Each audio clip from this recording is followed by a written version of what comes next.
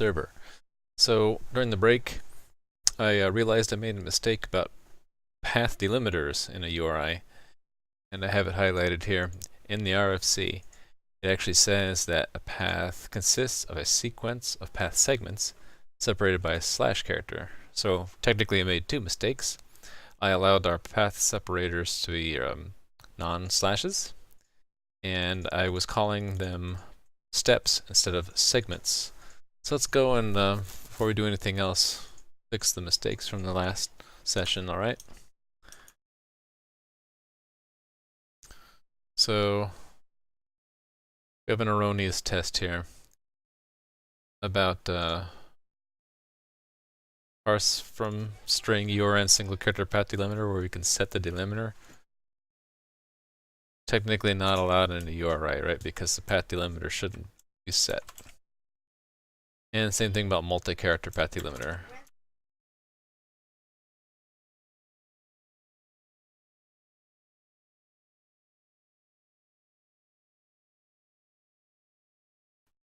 Alright. So we're going to keep the one about corner cases because that's still valid. So no more setting path delimiter. It's pretty much going to be fixed. Path delimiter is fixed.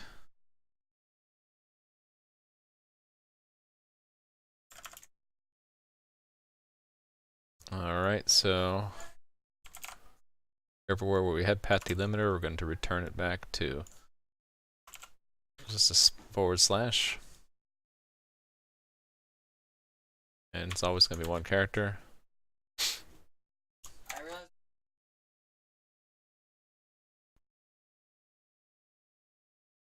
Don't know if you noticed, but I have a really quick macro when there's a loud noise behind me.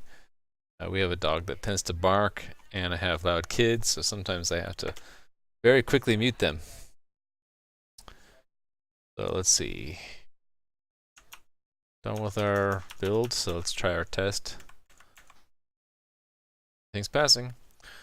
We're good to go. Oh, wait a minute, the other thing. It was that I was calling them steps, and they're technically called segments in the RFC, and I want to be consistent in the naming. So wherever we have the word step, we're going to want to fix that, call it a segment instead.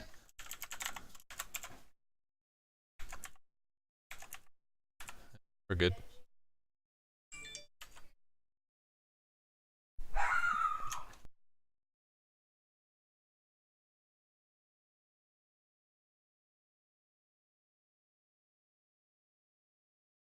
Alright, so let's see. Make sure we didn't break anything. And we're going to go check that in.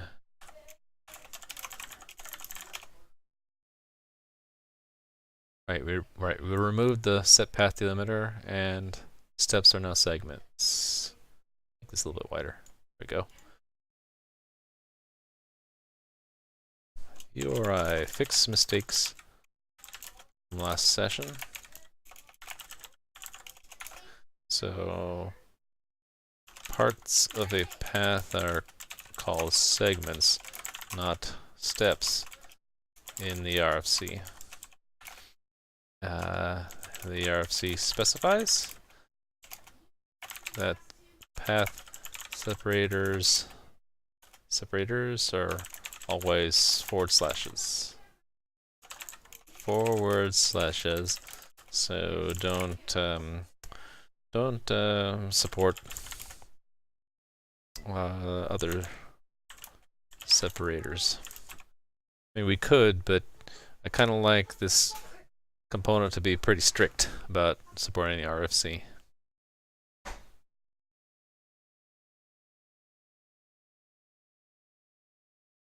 Push that upstream. And let me make sure.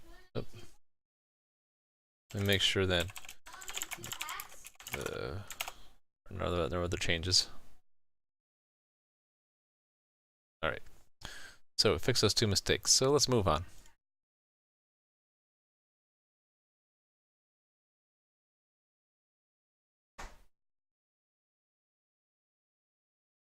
Go back to the notes. Okay, so we have host taken care of, and we have path, and we have scheme. So what are we missing? Port number, how about that? So port number is an optional part, and the syntax for that is down here. Let's see. Down here in authority. So you can see optionally a host might be followed by a colon and then a port number. So right away I realized we have a bug, which is that if we had a colon and then a port number, it's going to be misinterpreted as a host name. So let's make a test first to catch that. So parse from string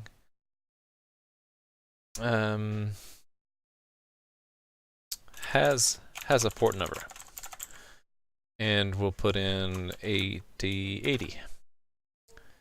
Don't really care what else is in the string, but what we want to make sure is that the host is just that part, and right away I know that's going to fail. I keep switching between Visual Studio and VS Code. They look so similar to me now.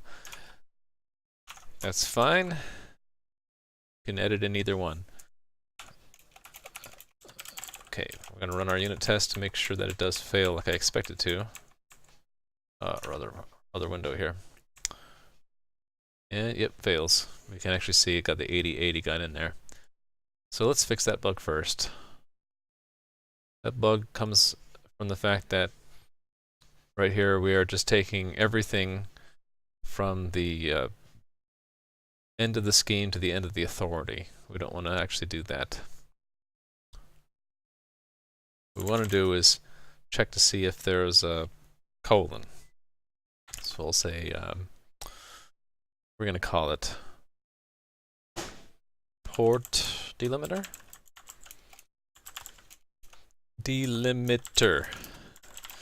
And we're going to find it starting from, actually doesn't really matter, we can search from the beginning. Well, it's going to be sometimes there and sometimes not, so we want to see if port delimiter is standard string npos, meaning it wasn't found. In that case, we do the previous logic of port. I misspelled it. Otherwise, here's where we do have the port number. We're going to do two things. We'll just do the first thing only for now, which is just grab up to the port delimiter, but not after that. And then what we're going to do later, actually we can go ahead and, sometimes I'll do this just to make sure I don't forget to do something. At this point we will parse the port number. But this should be sufficient for making our test pass. And it does, so we're good again.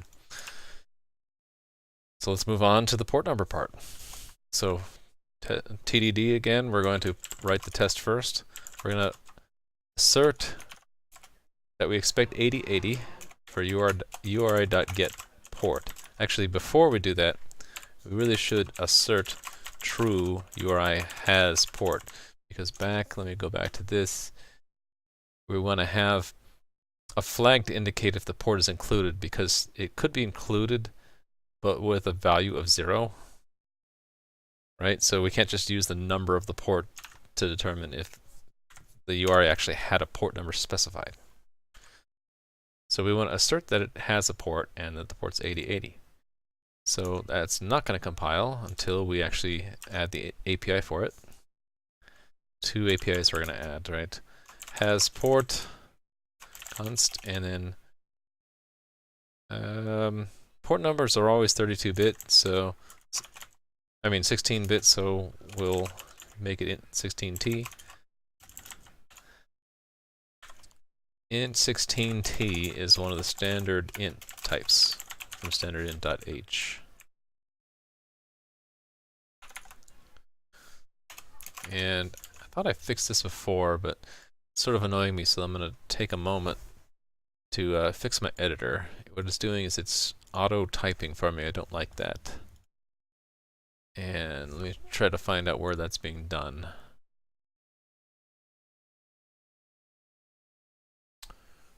automatic brace completion is probably one of the things it's doing that I don't want.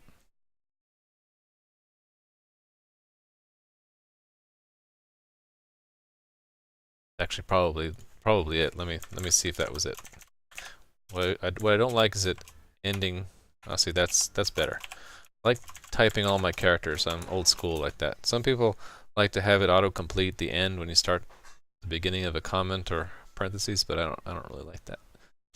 So this method returns an indication of whether or not the URI includes a port number. And same text for the return value. Indication of whether or not the URI includes a port number is returned. Alright, actually I'm going to just start off a new comment here. Say that this method returns the port number, what are we calling it, an element of the URI if it has one. The port number element, the URI is returned. I should probably put a note. Note, the returned port number is only valid if the has port method returns true. Alright, so that will make our test compile, but we won't be able to link until we implement these. So putting it in its proper place there. The other method here. Get the class name in front. And should we cheese it and make sure that the tests are solid? Let's cheese it one more time.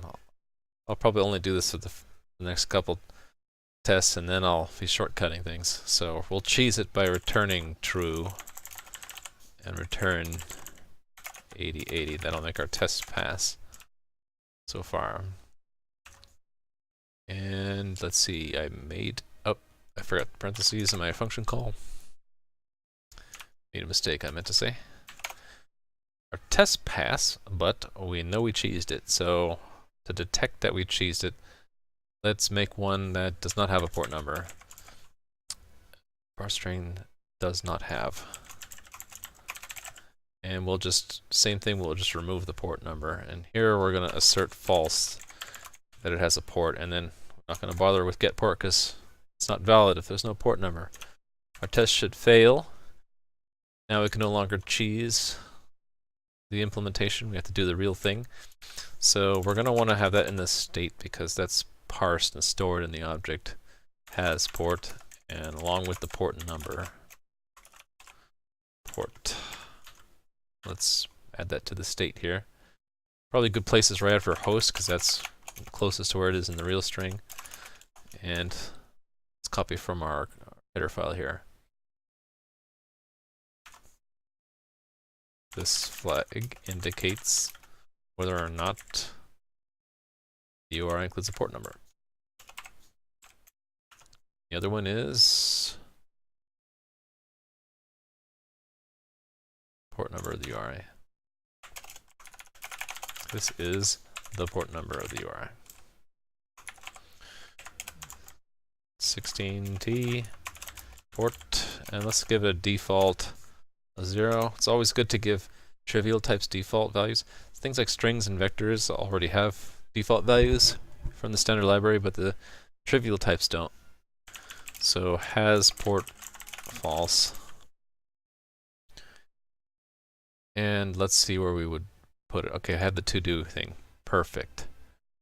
So what I'd like to do for converting strings to integers is I'm again an old school programmer, so I like to use the old C library, which is perfectly fine to do even in C++. And what we'll do is actually, again, we're not going to shortcut things. I'm going to do this right. So we're going to assume that the port number is a valid integer, and we'll just ignore the return value of scanf but we're going to use scanf, and the buffer is the substring starting from the port delimiter and then going to the authority end minus the port delimiter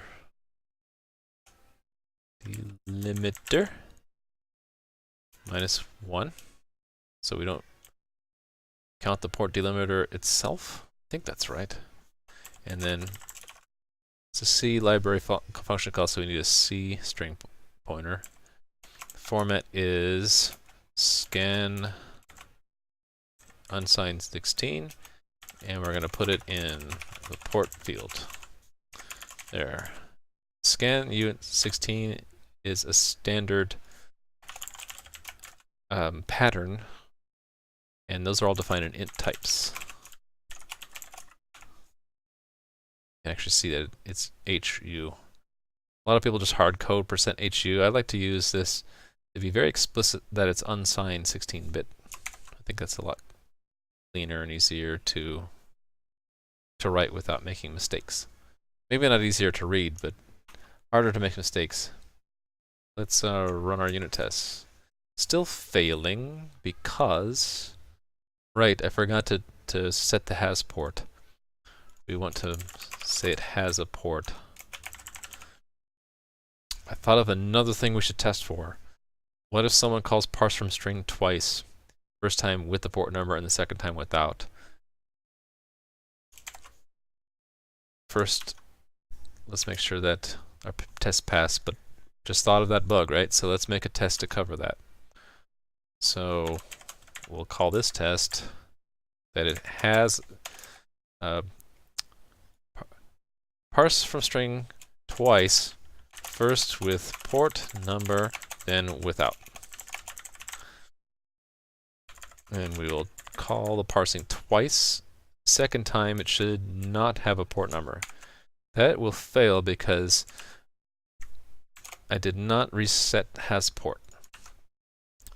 We want to make sure it gets reset. In fact, the best place is probably right before we parse the host in the first place, because if there is no authority, it doesn't make sense for has port to still be true. Has port false. Probably the best place to do it. Test pass, so we're good. Are good.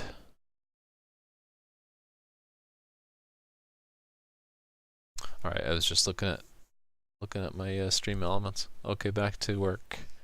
So we have port number parsing, but I said before that we're sort of cheating in that we are assuming that it's always a valid integer. So let's make a test where it's not a valid integer.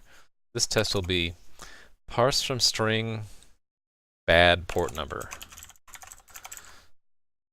What we will do is we will assert false. We actually want it to fail to parse if the thing after the colon has some bad string in it, like spam or something, right? This test will fail because we don't have a good check. Let's put the check in. That would be here.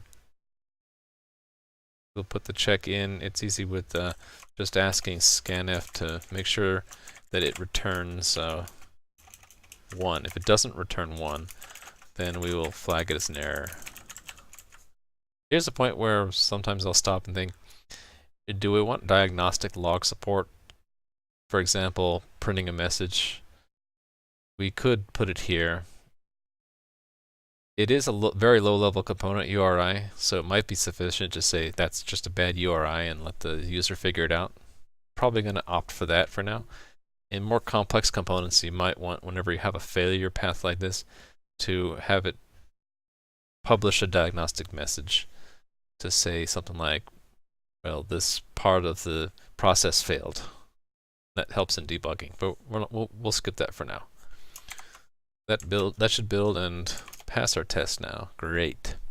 And one thing I'm not quite sure about, so we'll make a test for it, because when in doubt, just make a new test. I am not sure what happens if the beginning of the string is a valid number, but then ends badly. We want to catch that as a failure too. I have a hunch Oh, we need to make a new name for this. Let's be very specific. Bad port number, purely alphabetic. And this one is bad port number starts numeric, ends alphabetic. And while we're at it, I also want another test for it is a number but maybe out of range. So I have a port number too big. Want something like something bigger than a 16-bit integer, so unsigned integer. So 65536 is the first number that's too big to fit, and we'll actually make another one since this is what's called a corner case. We want one less than that to succeed.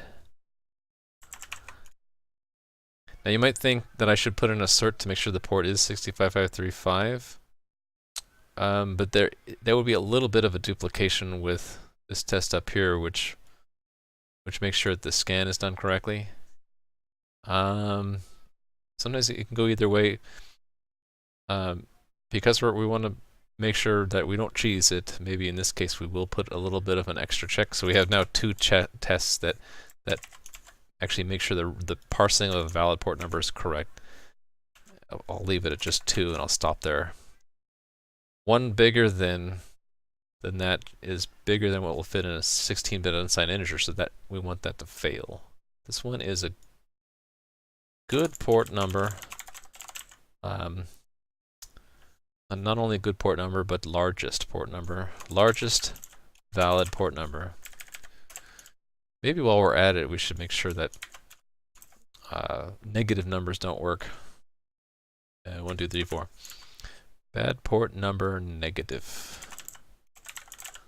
So let's see how many of these tests actually pass and which ones fail. Okay, so we got 3 failed. One where it starts numeric and ends alphabetic fails. That's what I thought it would. It should fail. It should fail to parse, but it actually succeeds inappropriately. Too big and negative also fail. So we're not checking the actual integer to make sure it's too big or negative, that those aren't allowed. So which one should we do first? Too big is probably the easiest one to fix. So let's think about this. Scanf doesn't really make sure that the value you are parsing is going to actually fit. And actually, now that I think about it, these starts numeric, ends alphabetic, and the negative also aren't going to be caught with scanf. So maybe our old school approach of using scanf is just not going to work. It's not going to catch all the bad cases. So we need to do a little bit more on our own. So let's remove the scanf and instead probably time to just think about this. Do some character by character scanning from left to right and just build the number ourselves. It's probably good. So what we'll do is we'll start the number at 0. We will loop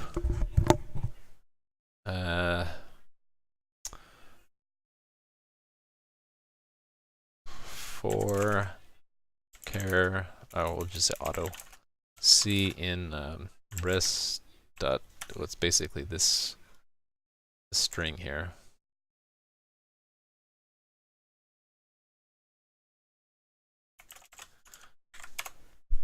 So for reading a number from left to right, we're reading the high order digits first. So let's say the number is 65536. We'll read a 6. We're going to use the algorithm where we read in the 6, then before reading the 5, we take the number, multiply by 10, and then add the 5. Then take 65, multiply by 10, and add 5 more, etc. So each time we go into the loop, we're going to multiply the port by 10, and then add to the port the character. Well, basically, whatever in UN16 is the character minus the 0 character. All right? And Yeah. And then to make sure that the scan fails when it's not a number between 0 and 9, we will do a check here. So if character is less than the 0 character, or the character is greater than the 9 character, then we will fail. So that should, think about that, that should make a few of our tests pass now. Oops. Bad paste there. Oh, forgot the equal and plus equal.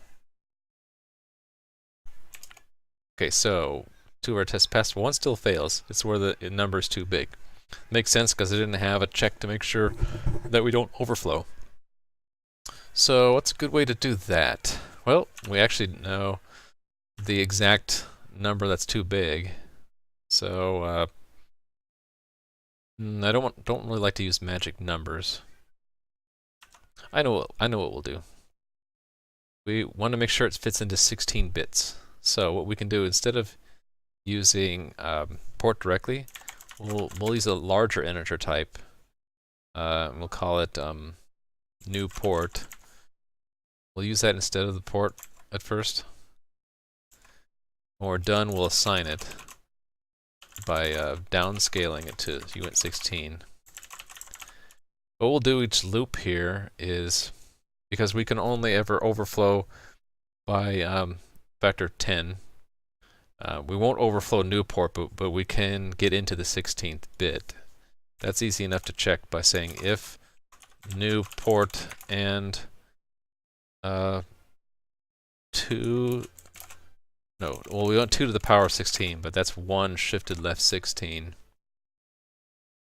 And then what we don't want to do is make sure that none of the bits from bit 16 up are 1s. So that would be all 1s down to the bits 15 to 0 being all 0. So I believe it's 1 shifted left 16 minus 1, and then invert that. If that is not equal to 0, we have a overflow. So some bits are set in the upper positions. I believe that's correct, but our unit test will actually tell us that. And it does work. All right. So we catch the negative number because it's not 0 to 9. That also catches if it's any kind of alphabetic characters in there. And then this check to make sure that it doesn't grow bigger than 16 bits. So we probably want to at some point take this and refactor it to be a separate function, because we'll probably find ourselves parsing 16-bit integers in other places. I'll leave that for another time. So let's go ahead and check that in. Already had this set up. So what did we do? Oh, I'm in the wrong directory. Did we do? Added support for has a port and port number. Oh, and I did include standard I/O for a while because we were using scanf. I don't need that anymore.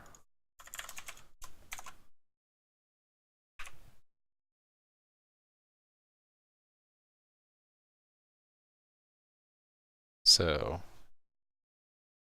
add support for port and has port elements. Push that upstream. All right, making fair progress here. So back to our list of elements in a URI. We have scheme, we have host, we have port number now. We just added these. We had path. So we're missing query, fragment, user info, which is the archaic stuff that a lot of people don't know. You can still put in a URL. And is relative. I'm thinking is relative is really easy because is relative is true if the first segment of the path is an empty string. Thinking maybe that's all we need to do. Let's just do that. That'll be a quick one. So add a unit test first. Unit test, parse from a string. What are we calling it? Is relative. We'll have two tests. Is, we'll call it is a relative path. I'll have another one where it's not a relative path. I'm actually thinking we should have a bunch of different test cases like we had up here, so that we can just be a bit more thorough. So let's think of a bunch of paths, not paths, a bunch of URI strings that have relative paths in them. And do we need this other thing? No. Actually, maybe we can combine relative and non-relative paths in the same test. So something like bool is should be relative, or not should be, is. Yeah, so relative versus non-relative paths. So let's make our loop first. So for all our test vectors, we're going to make sure it parses, so it'll be that the test vector's URI string parses, and if it doesn't parse, again, we're going to shift out the index of the test vector so that we can easily see that which one failed.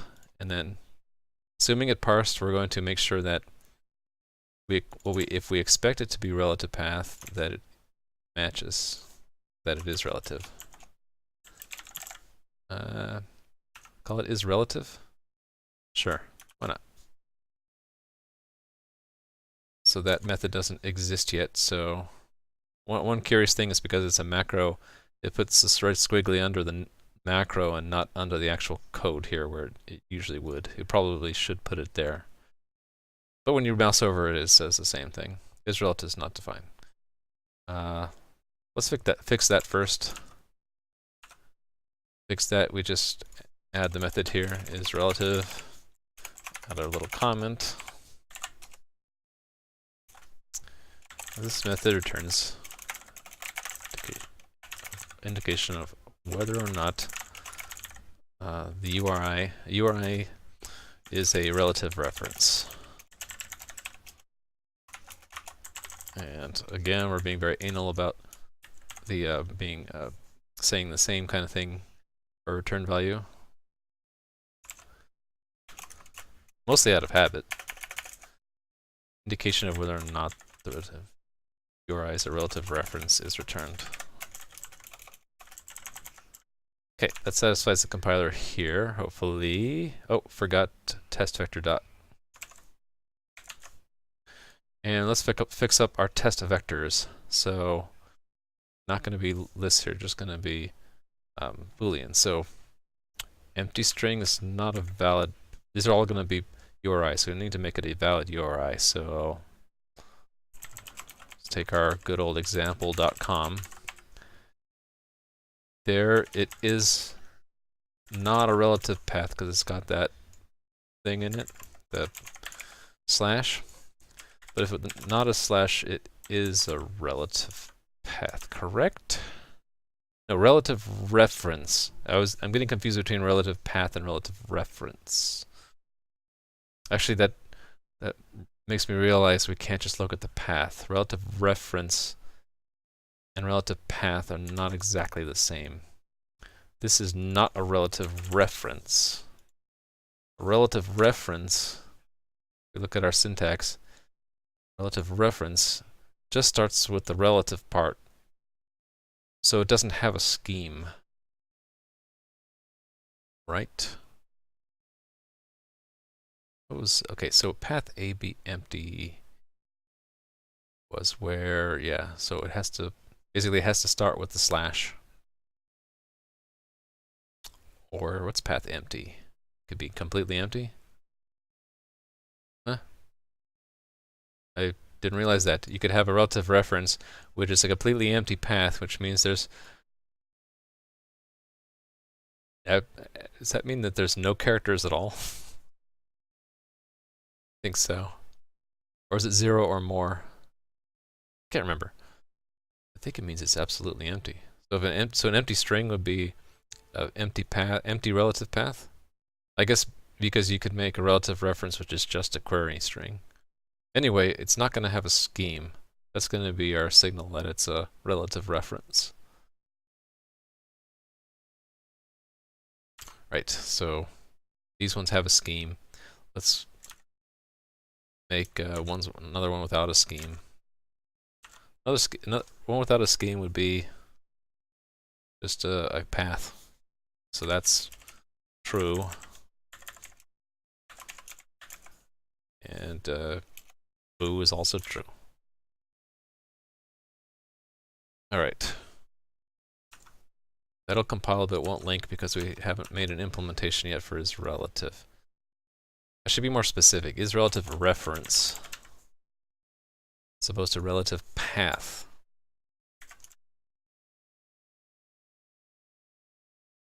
And we're going to put in our implementation here.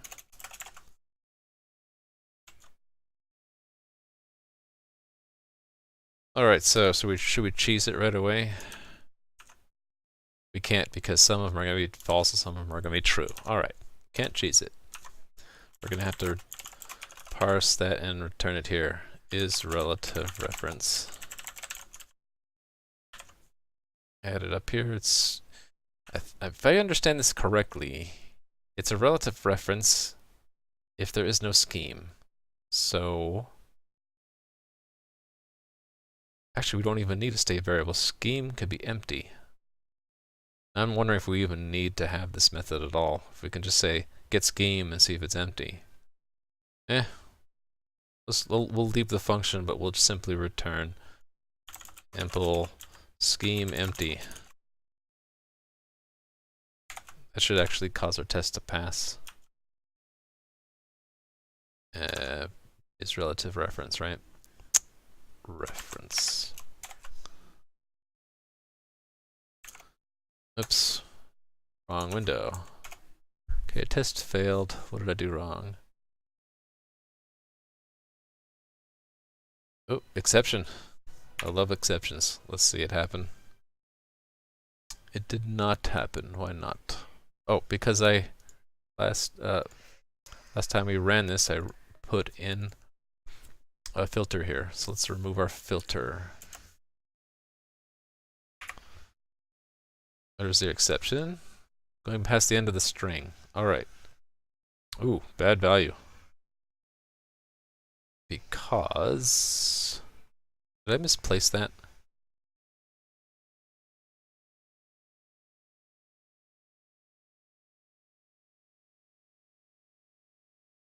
That value, I want to make sure that that value is all ones. It is all ones. That means that there was no end of the authority. Right, because it... okay, so we did find a bug. This is unrelated to what we were doing even. So we were assuming that the... whatever the authority always ended in a slash, but it actually doesn't for some URLs where there is no path at all. So we need to catch that. We should probably make a special test for that that's unrelated to these other tests. Right, we'll put it right here. Parser string ends after authority. And we need to make sure that it passes without crashing. That we end it right after the authority. Sure, stop debugging. That will fail. Actually, it fails by crashing. So now we'll fix it by putting in the check in the right place. The right place is this authority end. We can't use it if it doesn't match at all. Okay. We use it to figure out how much of the string to get. What we want to do is kind of, if it doesn't match, we want to set that to be right after the last character. So might have did this trick earlier. Basically say if authority end is the special no position marker, we'll put it at the length of the string, which is would be the position after the last character. That ought to fix that part. Alright, so fix the bug, and now we're back to the is relative reference part. And actually I thought it would pass, so what failed? So the second, the test vector at index 2, which is the third test vector, failed, which was just a slash, and it's supposed to be a relative reference, and it wasn't. I think this is because we assume that there's always a scheme, right? I think so. Looking back to see that. Yep, we're always assuming there's a scheme. So let's fix that before anything else. Probably up here. Very beginning? Parse from string no scheme, maybe?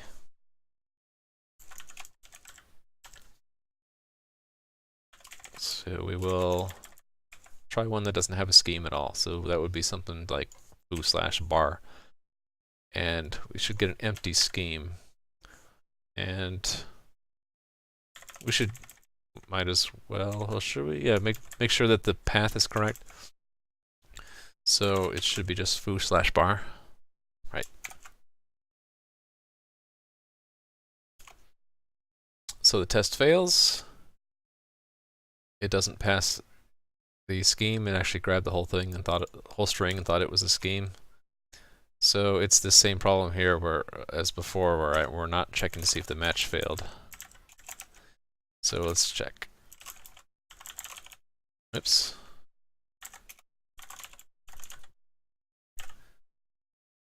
So if it doesn't match, there's no scheme, right? So scheme clear.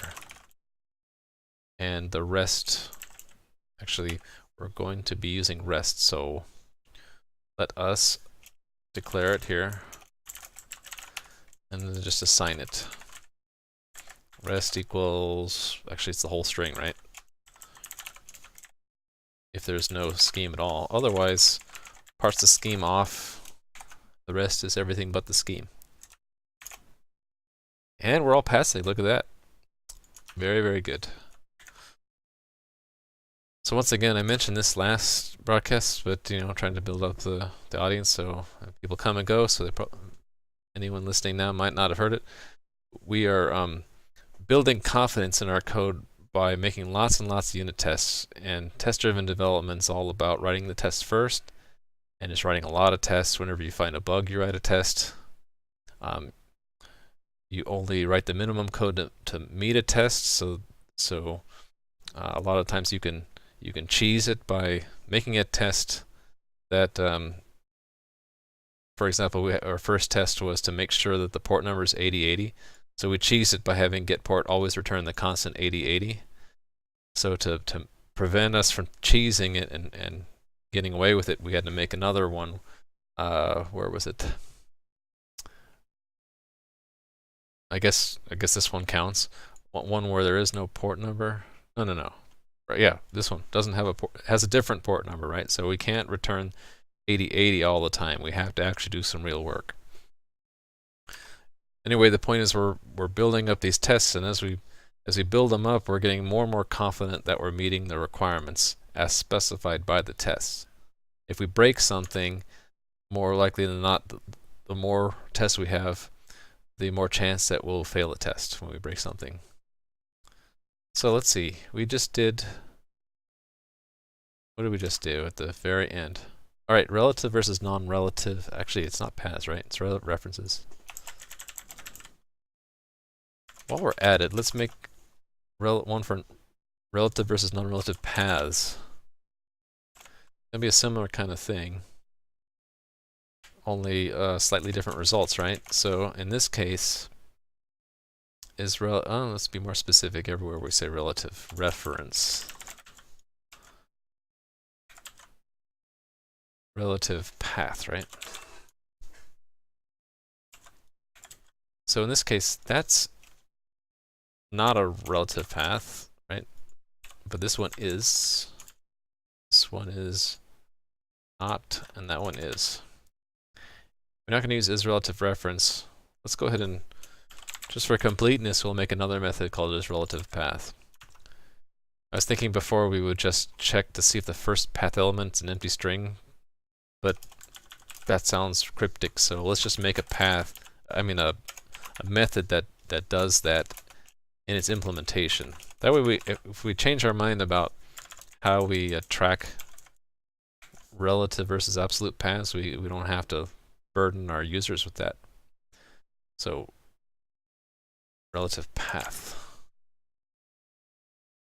And it's not that it is a relative path, but contains a relative path. Contains relative path. Right. And I guess I shouldn't say is, contains. Because the path is an element of a URI, but a relative reference is a kind of URI.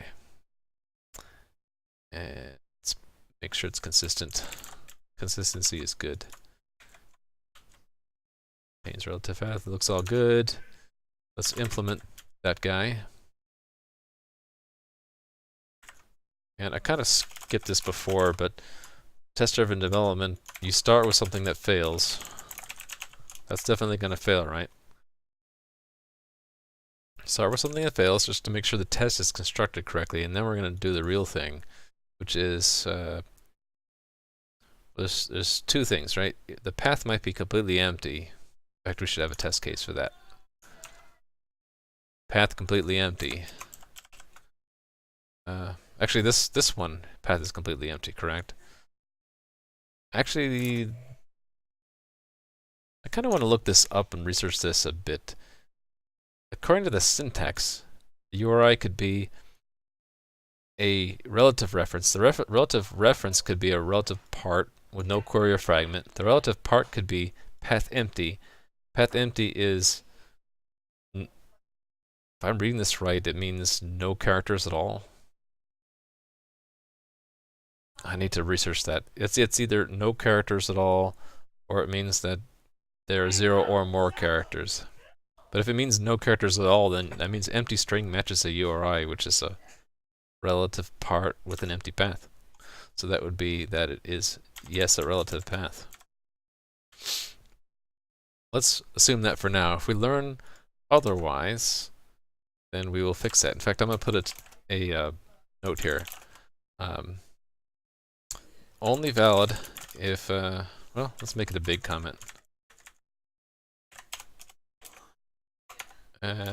Normal comment, right? Normal comment that's multi-line. This is only a valid test vector if we understand correctly that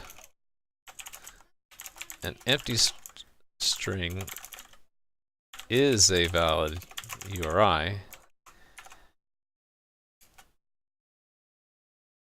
which is a valid URI of a valid relative reference URI with an empty path. Alright, so for now we're just going to assume that is, if we learn, this is how it works. So if we learn that our requirements are different,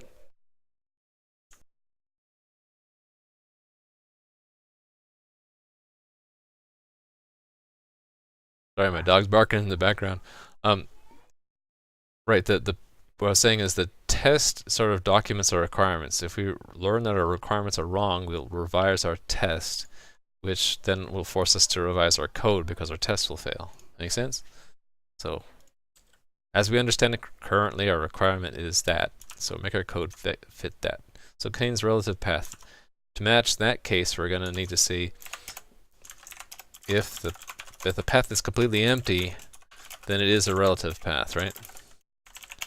Otherwise, for these other ones, the way the path is parsed, kind of saw that in earlier tests. Where was it? Where did I have it? Oh, right here. If there's a leading slash, then there's like an empty string before, and that's to signify that it's an absolute path. And if there isn't, like in this one, there isn't an empty string. It's just one element, and it's a relative reference, relative path, I mean.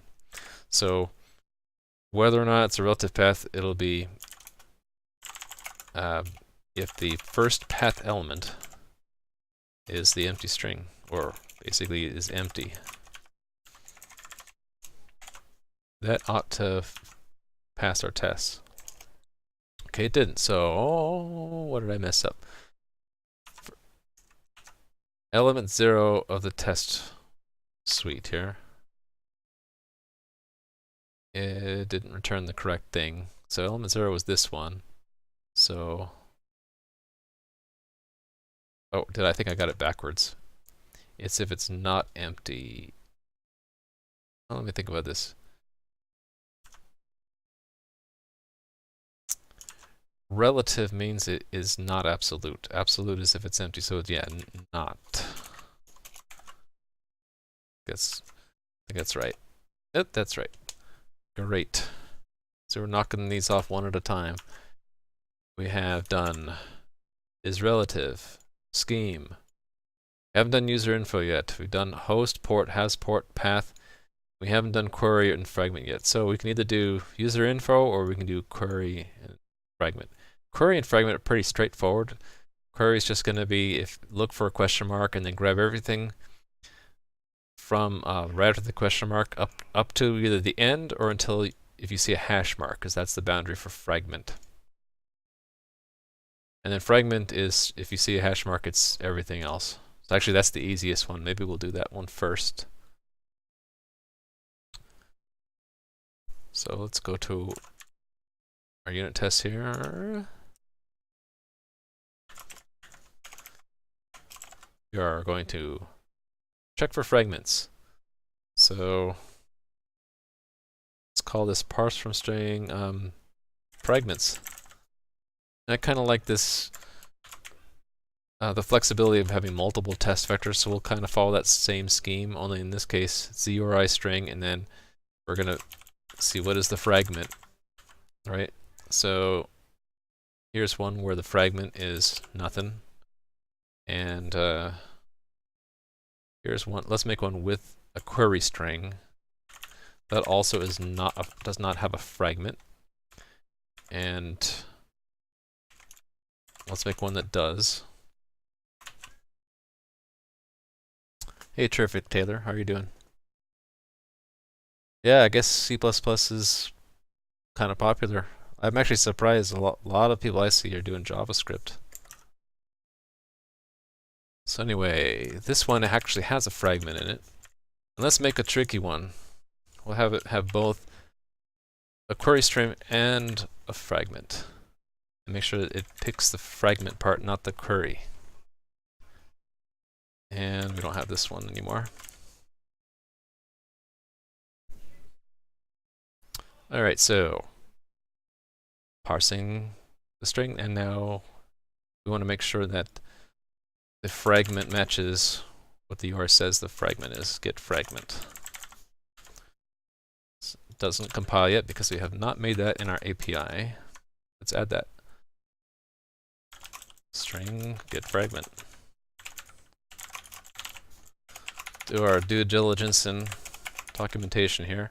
This method returns the fragment element of the URI, if it has one. I probably have something similar for host, right? Maybe save some time here.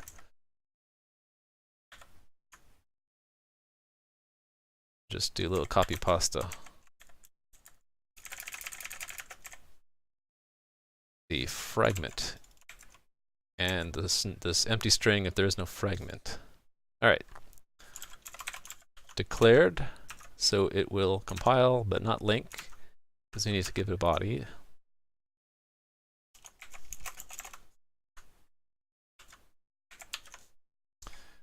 The body, should we cheese it? Can we cheese it? No, because it's going to be either one of three values in our test vector, so we got to do the right thing. Let's do the right thing. return. Right, fragment. I just stopped to consider that because I'm opting to have these vectors of tests, it's preventing me from cheesing it right away, so I'm having to skip to real code, which may be a good thing. So this is the fragment element of the URI if it has one.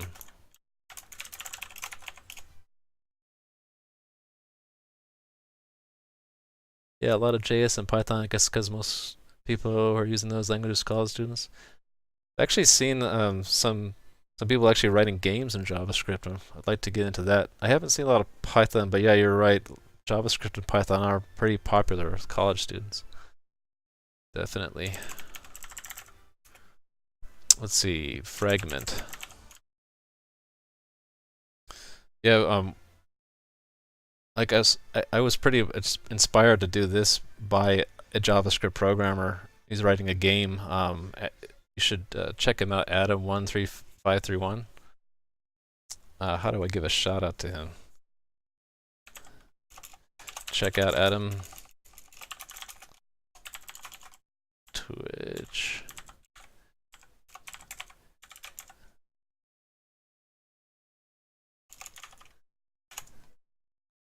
Hope I got that URL correct. Yep. Check him out when you get a chance. He's a fun guy. Yeah. It's actually pretty awesome, and you can actually play the game now while it's in beta.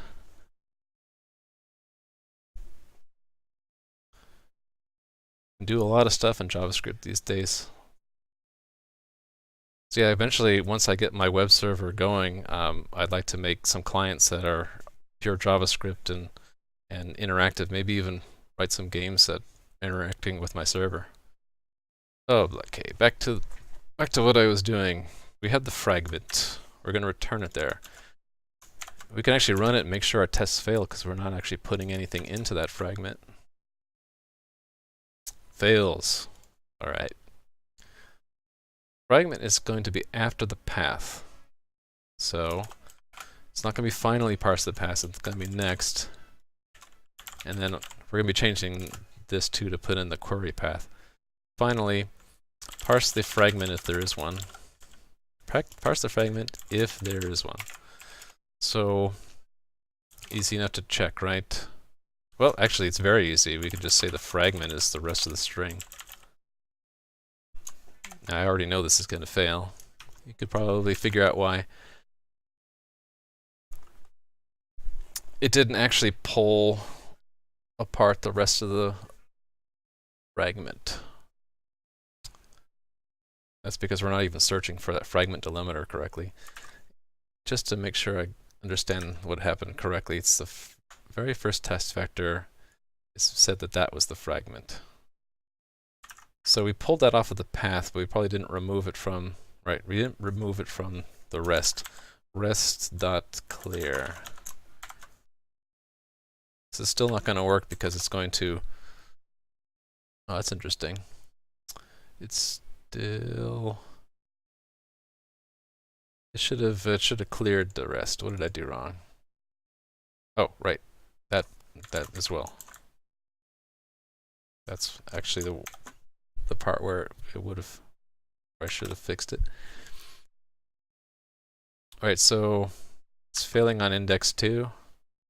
It's saying that the fragment should have been foo, but there is no fragment, right? So because it probably is because it thought that that was part of the host.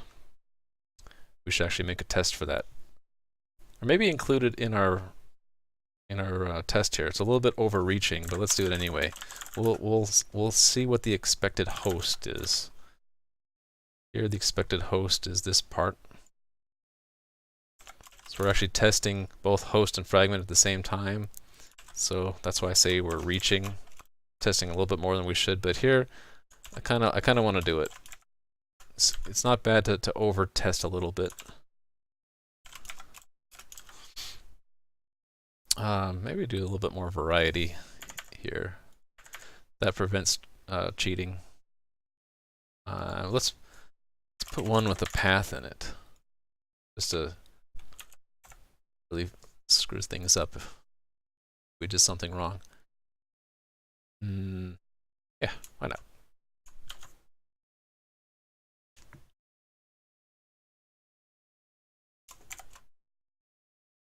And I should probably check that, right?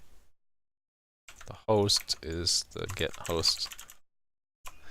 Now we'll get a little bit more clear indication of why our test is passing, right? So the query string got merged into the host. So we're going to be doing two things. First, when we're parsing the path, we want to stop if we find a question mark or pound sign, right? And everything up until, let me show you the example again. Everything up to, but not including the first question mark or pound sign, we don't ever want to consider that part of the path. So probably the best thing is when we're parsing the path, we want to split the rest between the path and everything non-path. So let's do that. Let's say path end, and we'll say find first of, and here's where we get to say multiple characters, either a question mark or a pound sign. And there's going to be two conditions, right? We're going to be building path string. Actually, we can build that right away. We don't need the conditional logic. That's just the rest substring up to the path end, because if that's the special no position marker, it'll actually grab the entire string. And then we can say the rest is substring from the path string length. No end, which means end of the rest. So let's actually give that a name. That'll be the query and or fragment. And then we don't want to use rest here. We'll use path string. Actually, we're going to be operating on rest, aren't we? So let's not make that constant. Everywhere we have rest here, I'm going to make it path. There we go. Path string.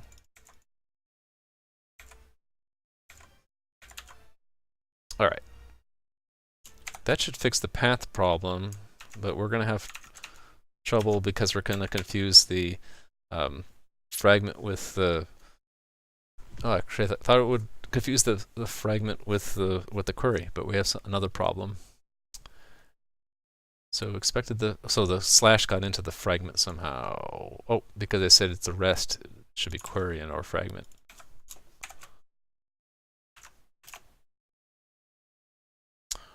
Okay. I messed up somehow on test vector 1.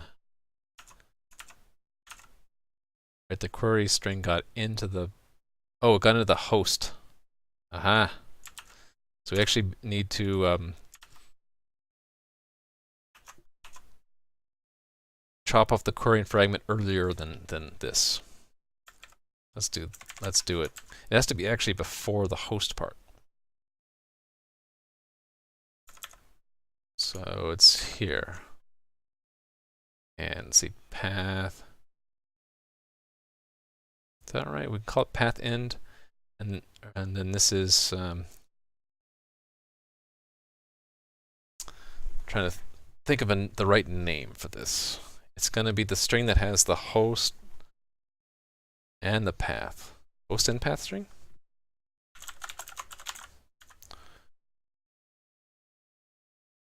Why not? And then this will be still query and or fragment.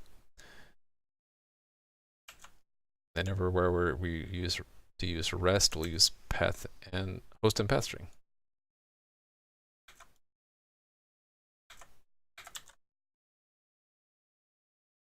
Yep. Okay, oh, it's host and path string.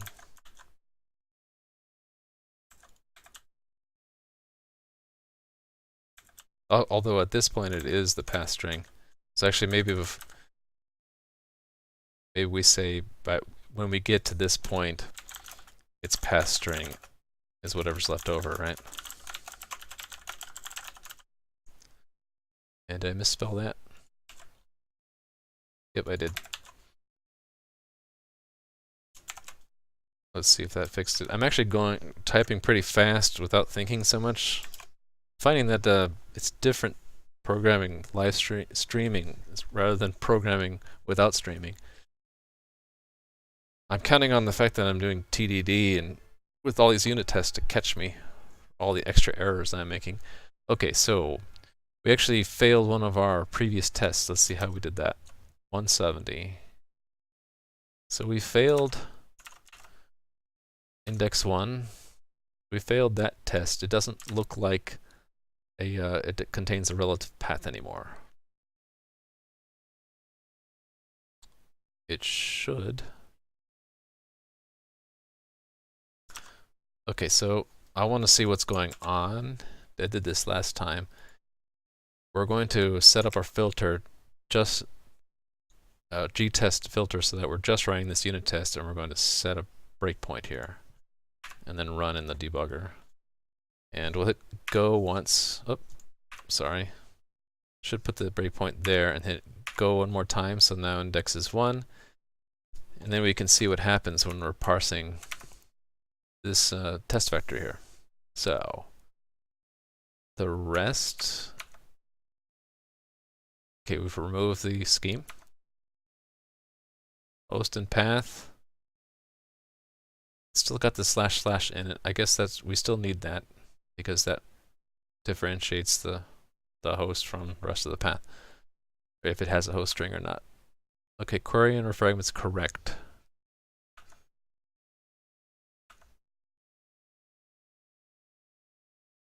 Okay. Got the host correctly. Oh, here's the problem. I had rest in there. Not supposed to use rest anymore. We're using host and path string. Right. Okay, good. So back to the original problem I knew we would run into, is that we were not removing the query string before looking for the fragment string. So let's back down here. This one here. So it's thinking that this is the fragment string, because I had the code right now. It's naive, and it just says the fragment string is the rest, has the query part in it. So we actually do need to remove the query part. We could kill two birds with one stone by adding query string support, and then whatever's left over is the fragment, or we'll do it. We can do it step by step. I'm thinking of doing it step by step, so let's do that. Step by step would be, first we want to make sure that fragments always start with the pound sign, so we're going to search for that in the query and or fragment. Const auto fragment start, or fragment delimiter really is query and or fragment find the pound sign. It's going to be two cases again. If it's the no position return value, then there is no fragment. Clear it. Otherwise, it's going to be the substring of fragment and/or query that begins one character after that delimiter to the end. Now that should fix our test, but we're obviously discarding the query element for now. That'll be step 2. Great, our test pass.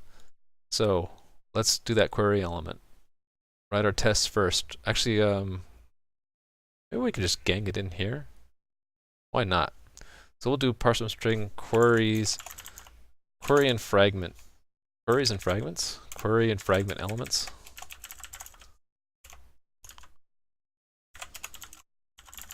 I gotta be careful because I don't want to make one monster test that does everything.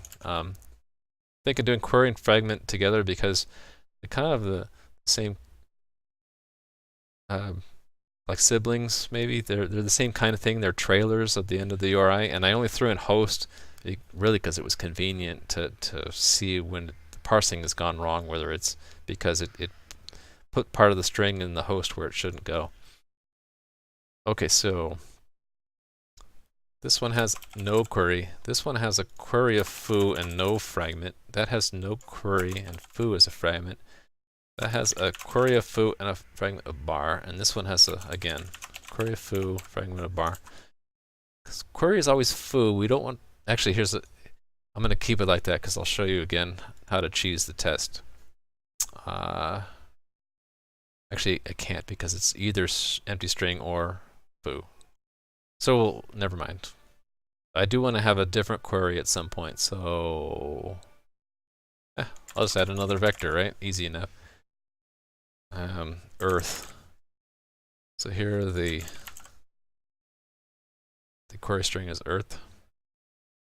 Actually, let's make it a little bit more challenging. We might have, are we allowed to have another question mark in a query string? Check my syntax here. Query, where's query? Query is any path character. Oh yeah, you can have a question mark. You can even have a slash in there. Let's put another question mark. Earth day. So we want to make sure that we get the whole string, even the question mark, and that it doesn't mess it up or misinterpret it. It's a pretty good test, right? And we'll add the assert for the query. Get query. So it won't compile because it's not on our API. And again, if you think this is backwards, it's on purpose. We're doing test-driven development, so we're writing the test first. The test won't compile, so then we add the API. Then it will compile but not link. Then we'll make the body. It'll link and not pass. Then we fix the body and it passes. That's the procedure. Query is a lot like fragment, so I get to copy pasta my documentation and just change fragment to query everywhere. And then that will compile. Squiggly gone, but it won't link because no body. And that's what the green squiggly means. It's going to say there's no definition. Add the definition right here.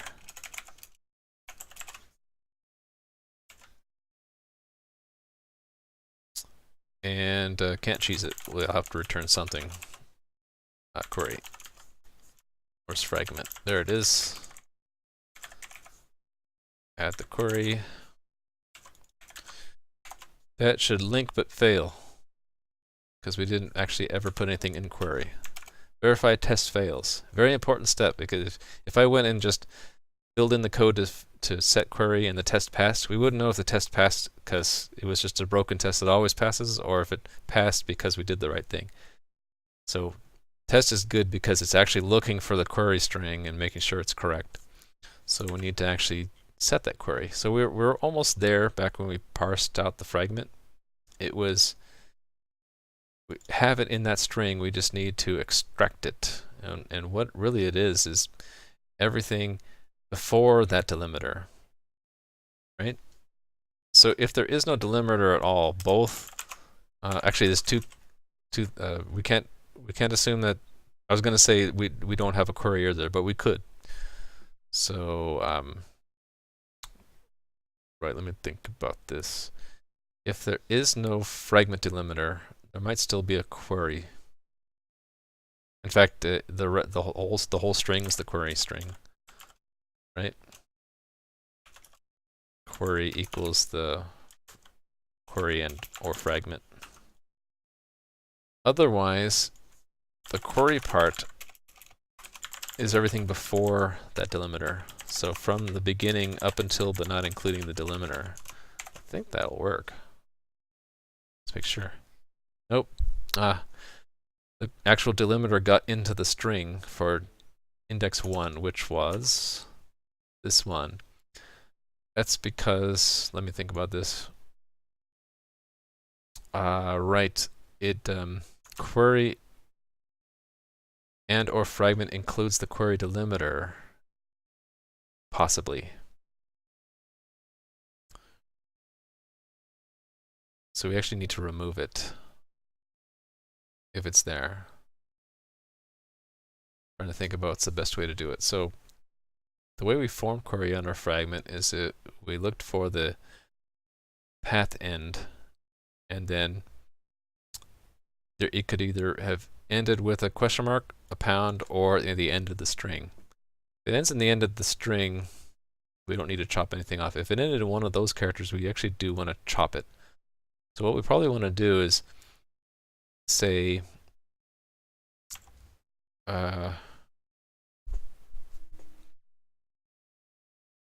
me think about this.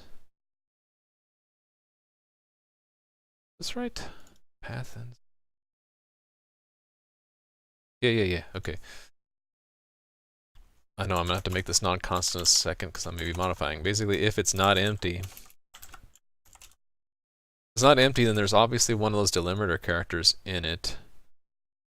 Actually, we need the delimiter character to stay in it to search for it here. So I was about to remove it there. I'm not going to. Instead, I'm going to go down here and we should probably just search for it. Like what I was originally going to do next, parse the query if there is one. So there we go, query delimiter. It's going to be the first character, right? I don't really need to find it. I really need to see if the first character is the question mark or not. So I can maybe, sort of bad to prematurely optimize, but in this case I think I'm going to, because there's only two cases. It's either empty string or begins with a question mark. Actually no, there's three cases. Empty string begins with a question mark or begins with pound sign. So really it's if the query and or fragment is not empty and the query fragment first character is question mark, then we know we have a query string, right? So query equals oh no, we haven't yet searched for the fragment part. Maybe we do want to eat it from right to left. I think we do want to eat it from right to left. So it's not going to be finally. We're going to next parse the fragment, and we're going to instead of assigning it to query and or fragment, we're just going to take the rest of the string. Can we use rest? Yeah, why not? We'll reuse rest. Say rest equals query and or fragment in this case. Here rest is the actually I didn't need to delete that code from before. I could just repurpose it, right? Just move it down to here and say rest equals that. So finally parse the query. Really it's if there's anything left, it is the query string, right? If anything is left, it's the query element. Yeah, because the only remaining possibility is that if the rest is not empty. Actually reduces to being, this isn't right. I made a mistake. I know I made a mistake because we had this code before, right? That the query equals the rest. Oh no, alright, the mistake is that if it's not empty, it's going to start with that question mark. So it's going to be the query equals the rest substring 1.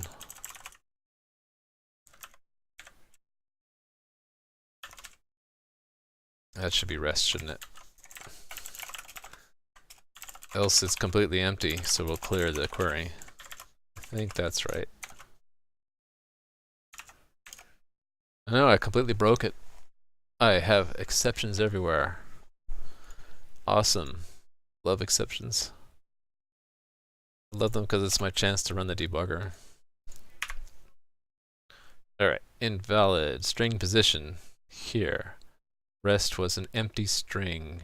Oh, I have it in the wrong order. If it's empty, if it's empty, clear the query. If it's not empty, then it's everything but the first character. Great, we pass. So actually, it occurs to me there are two cases here for an empty query. You could have that, but you could also have that. I'm wondering if we should distinguish the two or if they're equivalent. I'm guessing that these are equivalent. They both have an empty string for the query. Yeah, maybe we'll put a note here. Put it at the end. No, multi-line comment. Note curiously, but we think using the royal we here, but we think this is correct. That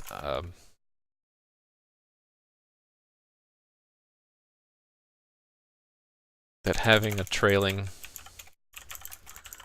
question mark is equivalent to not having any question mark, because in both cases the query element is empty string. Now, I should probably say perhaps research deeper to see if this is right.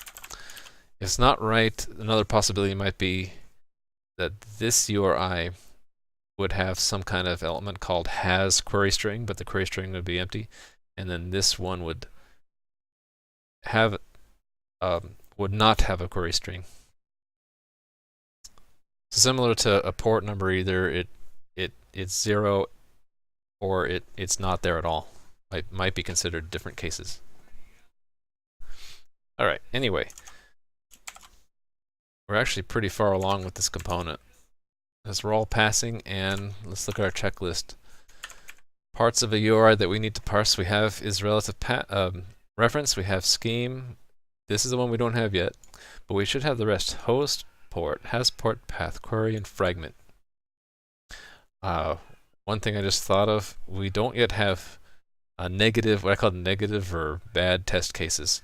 We're not checking for URIs that have illegal characters or character sequences in them. And it's a bit more involved because we're going to have to go back, and the things we parse like scheme, we're going to have to make sure that it consists solely of legal characters. We're going to have to make test cases for that to check for bad strings. Right now, we only have mostly positive test cases. Wanted to get through all the positive test cases to parse all the kinds of things you might have in a URI. The last thing we need to get to is user information. User information. Let's find where that is. That's part of the authority. Authority. That's this optional part. User info at. I thought you could have a password in here. I wonder if I made a mistake and chopped the password. Anyway, user info is basically the username at. Actually, I think I remember this. You used to be able to put a password in a URI, but then they removed that. I need to double check that though. So right now we'll just assume I got it correct, that a user info is optional, and it's present if there's this @ sign, and it'll be before the host at the beginning of the authority. So let's make a test case for that. So not that huge test vector test case, but this smaller one. We'll copy that, and this is parse from string user info. So we'll be taking out the user. We're going to call it user info. Where's my... Oh, again, I'm in VS Code instead of VS Studio. Keep flipping between the two. Trying to use VS Code to show my notes in Markdown and edit CMake files, but when I'm doing coding, I'm more used to using Visual Studio because then all the include paths are all set up right, and I can build and run the debugger. Anyway, user info. Back to my notes. We're going to call it user info, so that's the correct string. User info and get user info. Okay, so test vectors. This one has no user info. User info would be something here like Joe at, and there it would be Joe. And here it's empty string, here it's empty string. This is important because we want, for these URIs that have no scheme at all, no authority at all, we want to make sure we still get empty string. And just occurred to me, you can have an authority string without a scheme if you do this. So that's valid. Bob.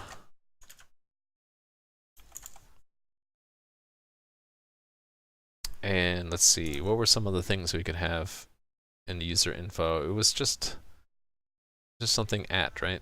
And user info is, okay, we can have a colon. Actually, I think the colon was the delimiter between the username and the password. That's what it was. So let's have an example of that. Let's see,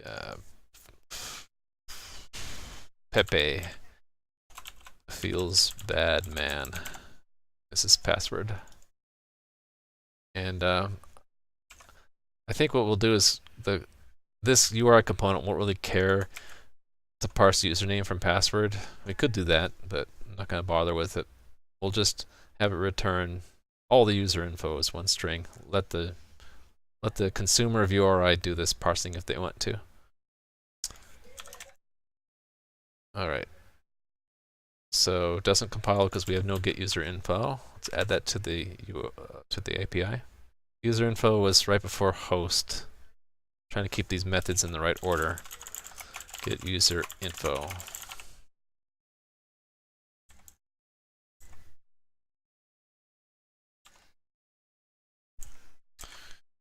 This turns the user info element of the URI. I guess I say it here. We might not have one, right? That compiles but does not link until we add it in the right spot after get scheme. This will link but fail our unit tests. Fails. So in order to make it pass without cheesing it, we're going to have a user info and put it in our state. This is the user info element of the URI. And we're going to have to parse it. So where's a good place to parse it? It's going to be right before the host. This part's getting a little bit complicated. Thinking about, going to have to refactor this soon and clean it up. We're really not parsing the host until we get to this point anyway. Actually, not even there. We're parsing the authority at that point. Parse the authority. Host is part of the authority. So let's rename this. Is there a quick way to rename? Rename it to authority and path string. Apply. There we go. A little bit of refactoring there, because the authority, right? It's here where. Okay, so first, this is another. I said this in the past. This is another indication that we need to refactor. Is when I find myself starting to comment sections of the code really means we should be breaking these sections into functions. So first separate the authority from the path.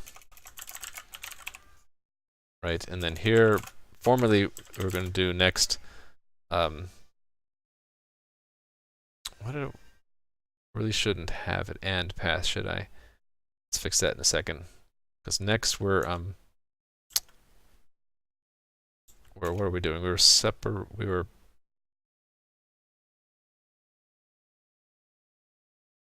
were parsing host and port from authority.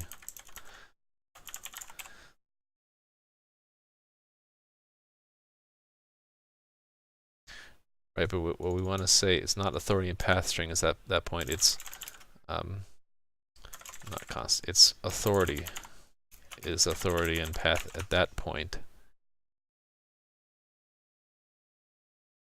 Right? Oh no, the path part is still in there. Here's where we actually remove the path part. I guess, yeah, we left the path in there. Never mind. Path is in there. Authority and path. That's what we used to do, but before we parse the host and path, host and port, we want to check if there is a user info, and if so, extract it or remove it. Not remove it, we're going to extract it, because we're going to remove it from authority and path string. Actually, we're going to change that to be host, port, and path string. Maybe my names are getting a little too long. The way we could tell, right, is that we see if there's a user info delimiter. Looking for the @ sign. If it's there, then we have the new code we want to write. It's there if it's not the no position marker.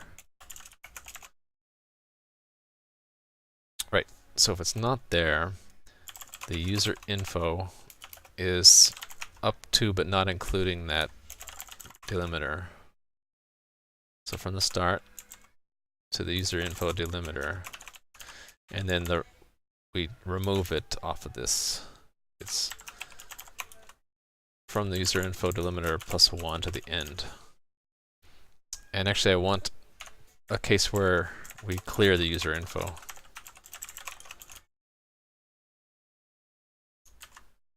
What happened to, oh, forgot the else.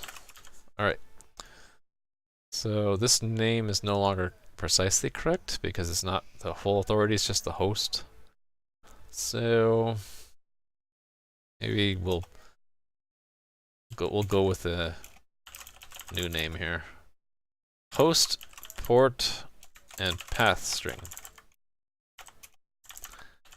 Okay, so it's either going to be the entire authority and path string, or it's going to be the remainder here, and then all these cases we've fixed.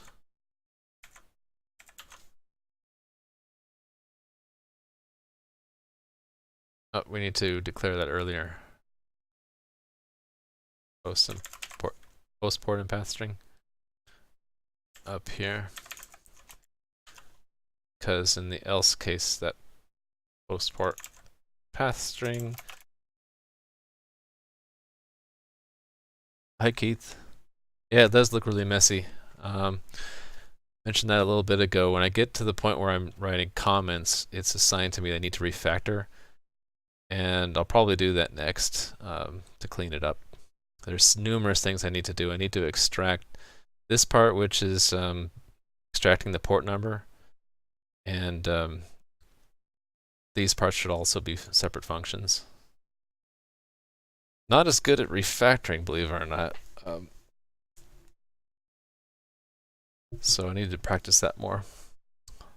So, okay, in this case, the host, port, and path is the whole authority. This should pass now. Did not pass. Oh, exception. Love exceptions.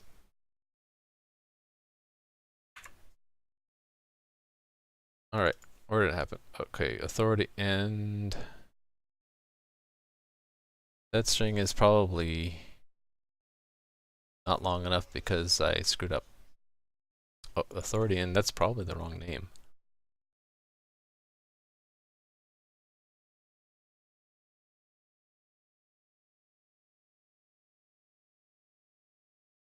Port delimiter, right?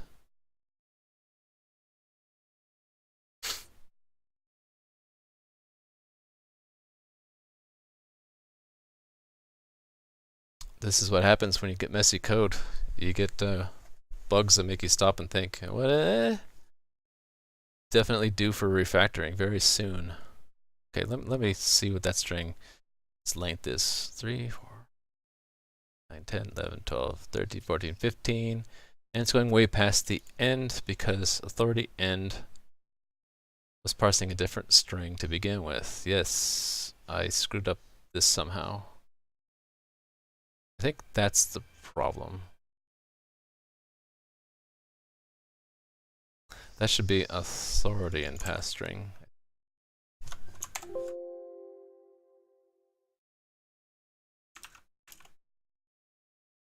Alright, we're getting there. Okay, so we didn't quite get the user info parse correctly.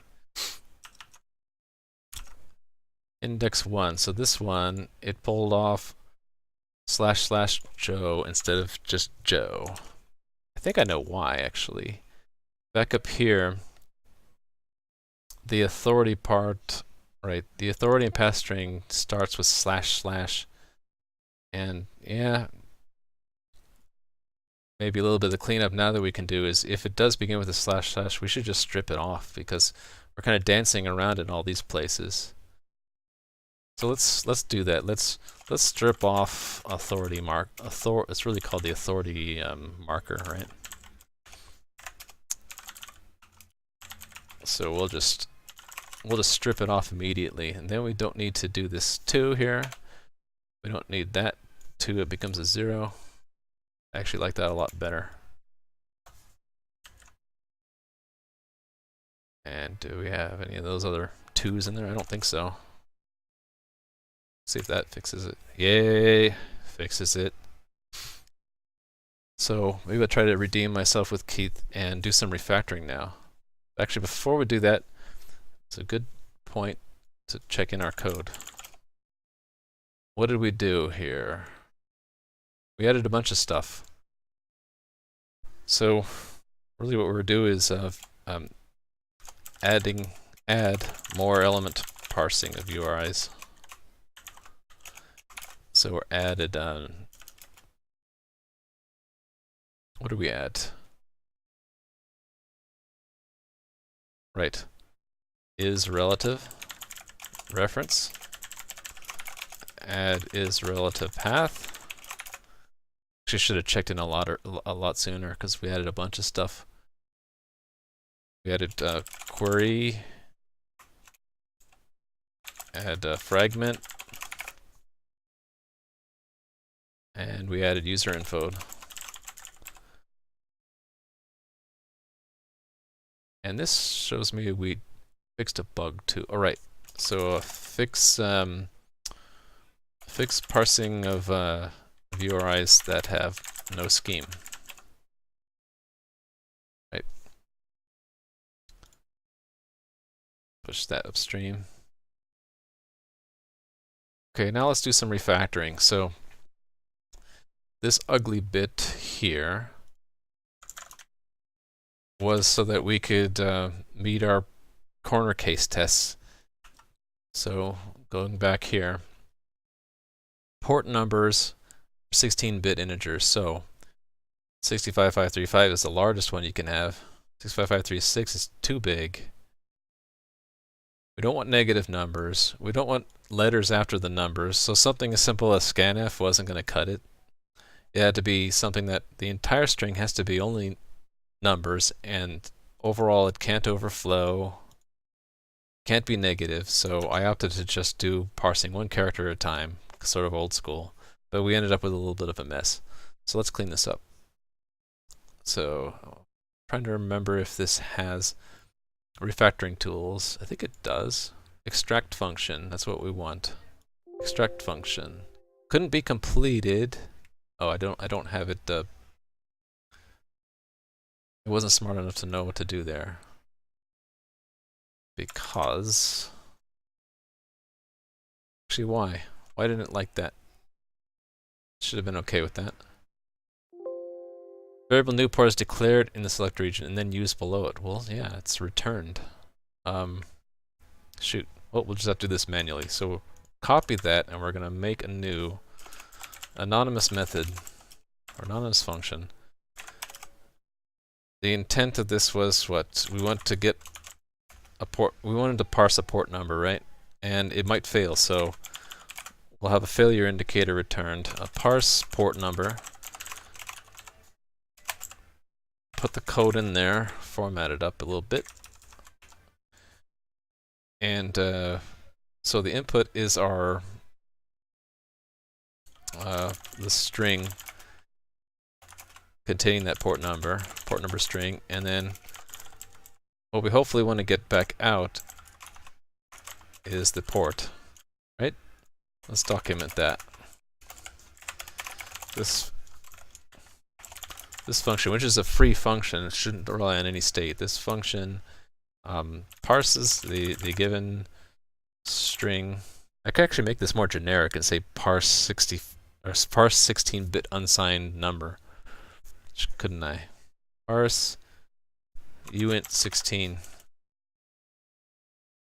This parses the given string as an unsigned 16-bit integer. Detecting invalid characters, overflow, etc. So the input parameter is port number string. This is the string containing the integer to parse. Output parameter is the port number. This is where to store the port number parsed. I keep saying port. We need to fix that. So let's call it number string. Number.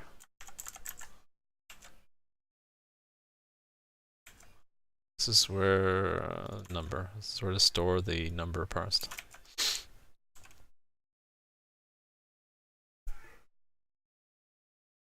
I'm actually wondering if we could make this even more generic, because we have 16 there. We could just templatize this, but maybe I'm overthinking it. Maybe we'll do that later. Keep it like it is for now. What it returns, an indication of whether or not the number was parsed successfully is returned. Might sound a little weird, but literally it parses successfully if it's completely valid and has no illegal characters. It fails if it doesn't. So we'll get to simplify this a bit. This is the number string. We don't need, well, we still need to initialize it. We don't know what the caller might have set it to begin with. And if all succeeds, we will return true. So let's use our new function.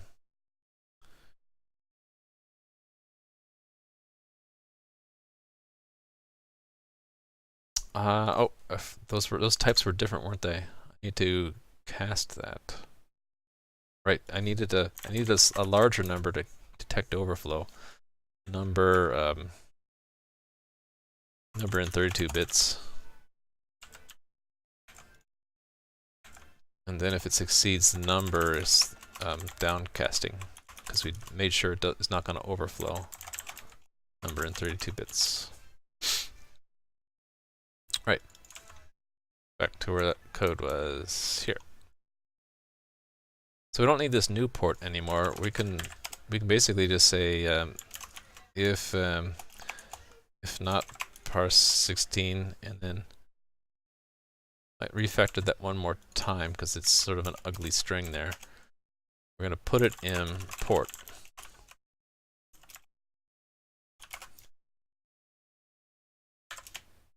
And return false, right? Don't need that. So, one step of refactoring, we should make sure all of our, oops, make sure all of our tests still pass, right? Okay, good. Now we can continue refactoring. So that's the refactoring loop. You clean up code, you run your test to make sure everything's still working. Leveraging the growing database of tests to catch any regressions or bugs we might introduce by refactoring. Let's clean this up a little bit. The thing here is that, right, we want to pull off the colon. Let's pull off the colon first. And are we pulling off? We're doing more than that. The host, port, and path string has the host and path in it, and so really we want to pull off just the port part first, right? We pulled off the host. Let's say, should do this in 2 steps, right? The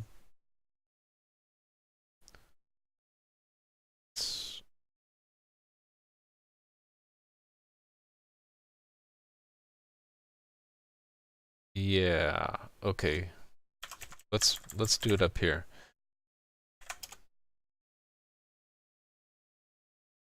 We know where the authority ends, so we really should just remove it and split the authority and the path into separate strings. We did that up here, right? Actually, I already have a comment, separate authority from the path, so we should just make the, we're gonna, oh, I don't know, we'll just make it path string. Didn't I already do that somewhere here? I did. I did that after the fact. Really don't have to do that way down here, do I? I can just do it earlier.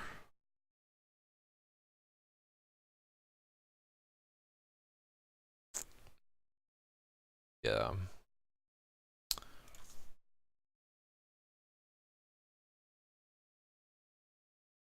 Don't really need that name past that point, do we? So we can put that inside. What we really want outside is the path string. Host port and path string we do need out here.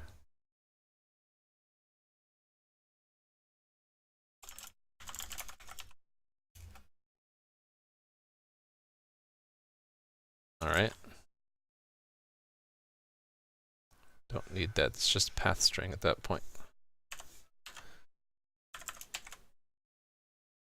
Just need to make sure I get the path string out, which we can do here because we're splitting the authority and path parts. So, path string is authority and path string substring, starting from that authority end, right?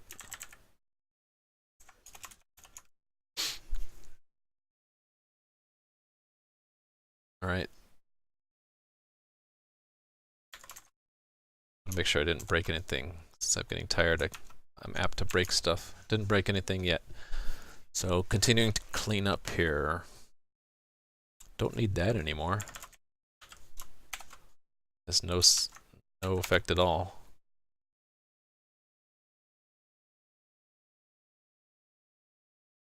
Alright, so what I really want is authority. I want just the authority string.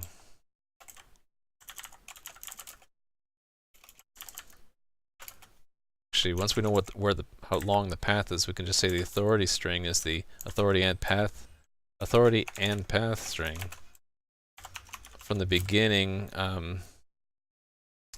we want everything up to that delimiter, right? Yeah.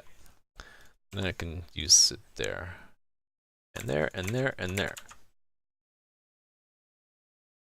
And we don't have the path in there anymore, so I can just say it's host and port string.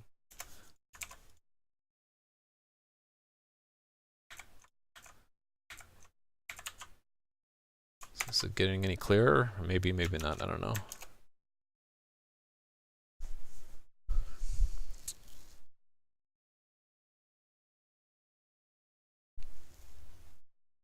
Alright, it's just reviewing what I've been doing here. So it's really all complicated if you have the authority, which is the user info host port. If you don't, then it's very simple. No host, no port. Actually, we don't have a clearing of user info, do we? So that is a bug, and I will catch that bug right away. Where do we test for user info? Here. We had a similar bug where we didn't clear the port, I think. Yep. Where was it? Right, this one.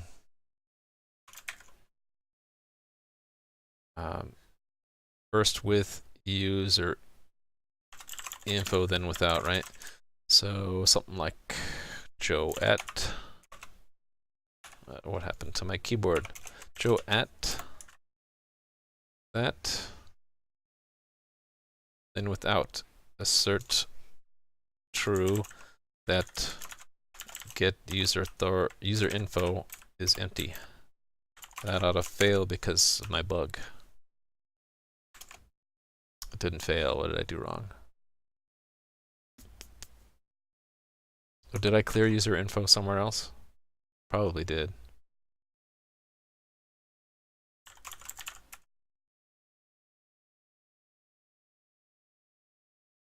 It cleared it there, but what if there? Oh, it's still if there's an authority. Okay, so it's if there is no authority. Oh, well, if there's no authority, then there's no user info at all. So it is.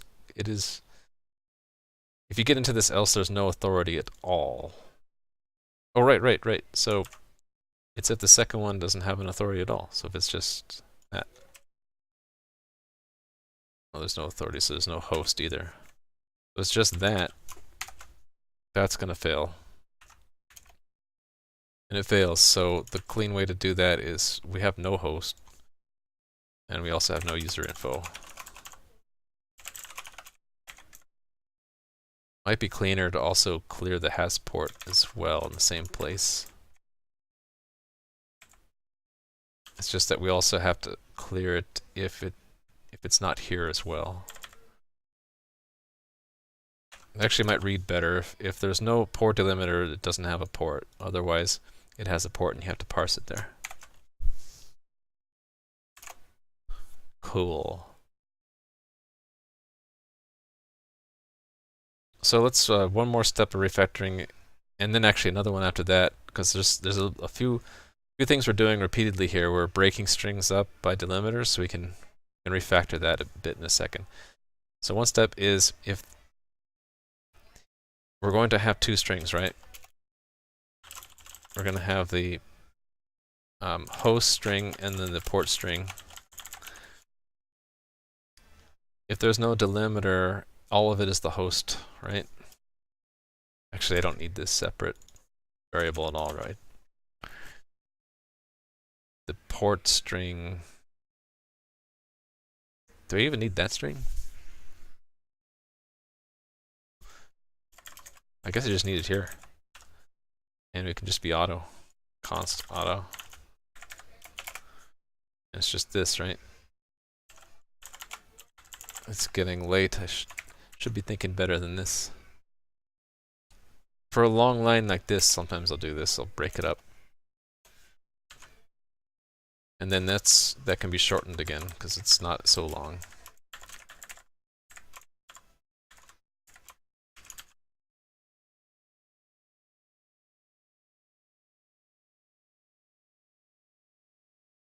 Do we need that authority end? I don't think we do. That's a bug. Yeah. So we don't need this substring at all. It's a bug, but that number is so large it extends past the end, and I believe for a count for substring, if you have a large number, it's the same as going to the end and no further. So yeah, so we can just simplify this. We don't need that authority end anymore. We don't need this authority end minus port delimiter anymore. It's just that, I think. Just make sure I'm thinking correctly. Yep. Alright, so getting cleaner with every step. So we're doing a bunch of stuff here. Okay, I mentioned that we're splitting strings, and maybe we can refactor that. So here's two places where we're splitting strings. We're doing it for scheme and the rest. We're doing it here to split host and port. And later where we parse the path, we're doing the same kind of thing almost. Although there's a few special cases there. So I'm thinking, is this a good point to refactor string splitting? I don't know. Maybe we'll just split this into functions. Let's split into functions. Before I do that, I'm going to check this stuff in. And this is all refactoring, and we did fix a bug, so mention that. Can I separate this into two commits? I'm not sure. Let's see. Where was the bug in the user info not being... Oh, there it is. So yeah, we can split it into two commits. Let's do that. So this first commit is we fixed this bug where user info wasn't cleared. And that bug was this missing line right here. So we'll stage just that line so that in our commit is just make sure it gets cleared, and there's where we clear it. So fix bug in not clearing user info when there is no authority. Then the rest of this is refactoring, and one sign that we're just refactoring is we didn't do anything to the unit tests. It's a clear sign that we're just changing code. We expect everything to pass, so hopefully all we did was refactoring. Refactoring.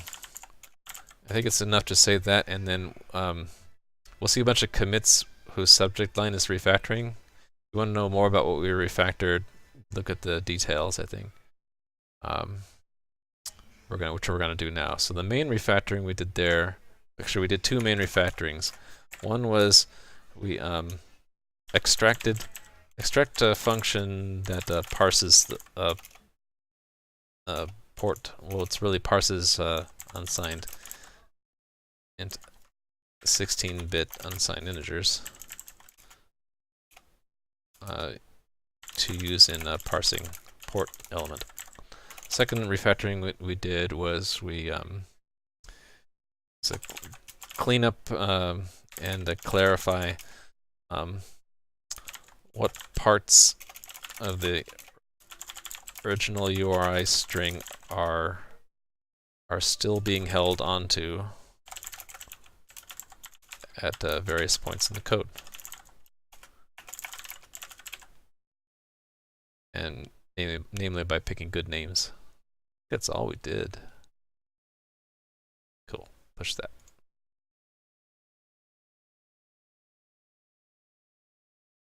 Approaching the 2-hour mark.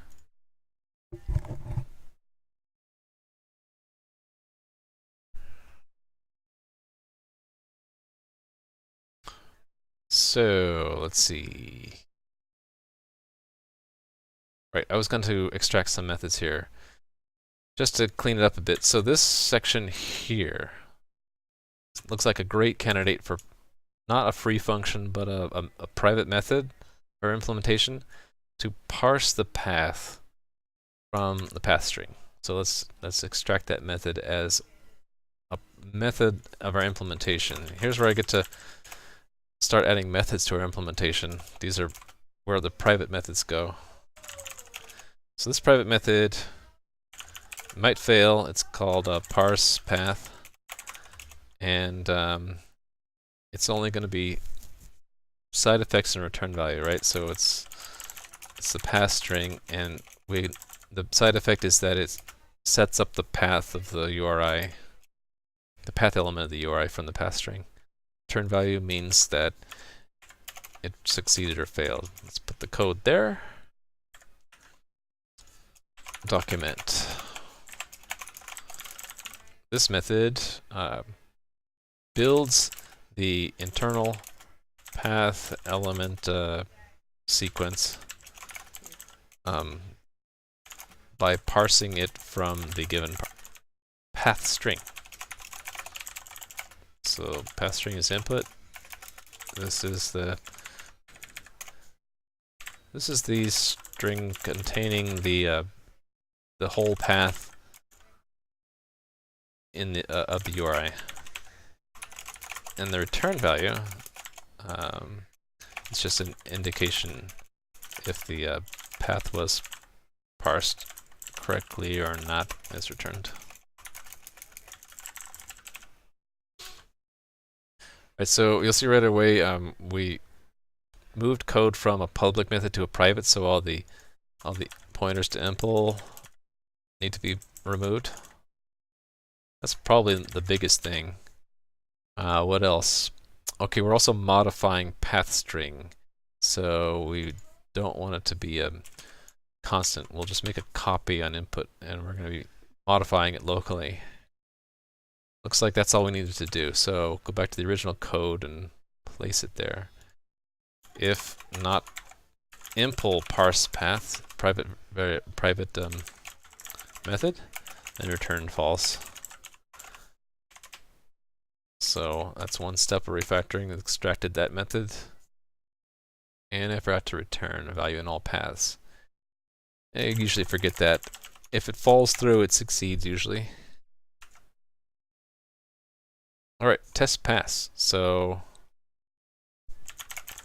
let's be good and proactively commit and just say refactoring extract method that parses the path segments from the whole path string. Right?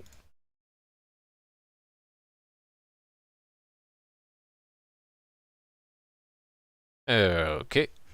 So let's clean this up a bit more, shall we? I think this is due for some cleanup. The section for parsing the authority, sort of a self-contained thing, and if we remove that out, then the parser string is going to get a lot smaller looking, which will be nice. So let's extract that out. So this bunch of code is parsing the authority, right? Perfect. So we'll call our new method parse authority, and it's going to be we don't know if it needs to be modified. We'll assume it doesn't yet. Authority path, right? Authority, just authority, right? And put the code in there, and comment's going to be a lot like path, only we're parsing the authority. Builds the, well, it's not building the internal. It isn't going to be the same. We're not building internal path element sequence. We're parses the elements that make up the authority authority composite or authority say composite element. That doesn't sound right. The authority composite part of the URI by parsing it from the given string, right? It is the authority containing the whole authority part. I'm trying to keep it, just because I'm so trained to do it, is to keep the comment block less than 80 characters wide. It's sort of silly to do it in 2018, but I still do it. Oh, howdy, Razerka. Welcome. Yeah, we're building low-level components that are eventually going to go into a web server. This component is dealing with parsing URLs, URIs, that kind of thing. And actually, we're pretty much finished the code on refactoring.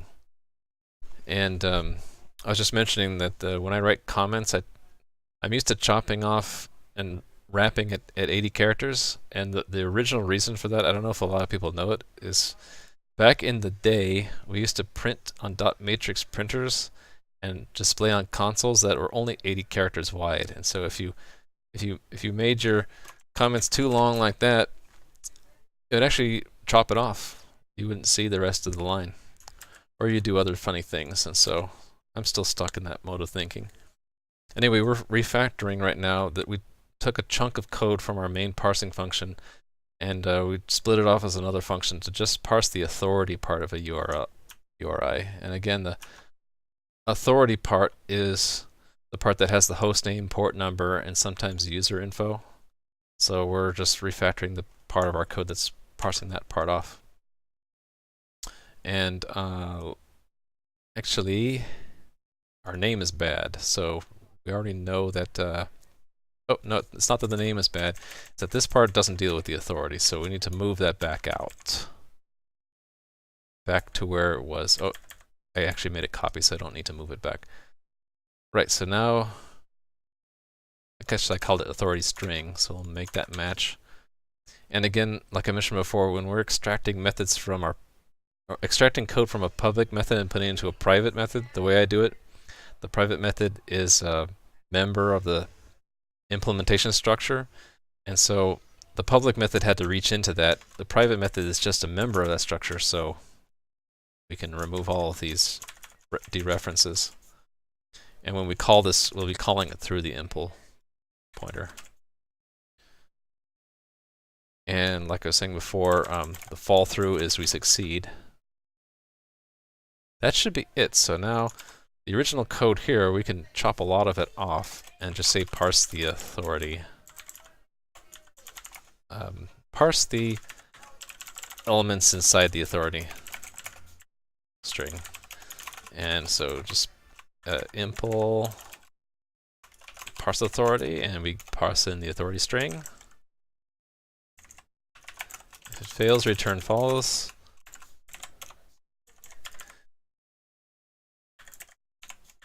And this is all the code we extracted.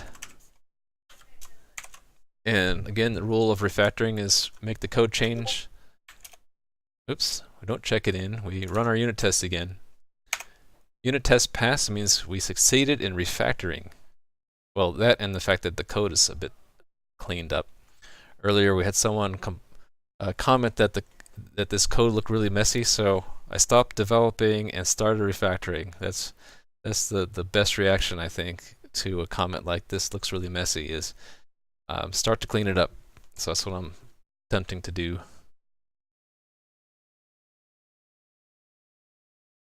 Hold on a second.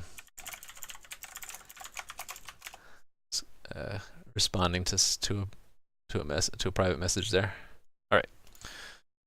So can we do a bit more cleanup on this method, because it is kind of big.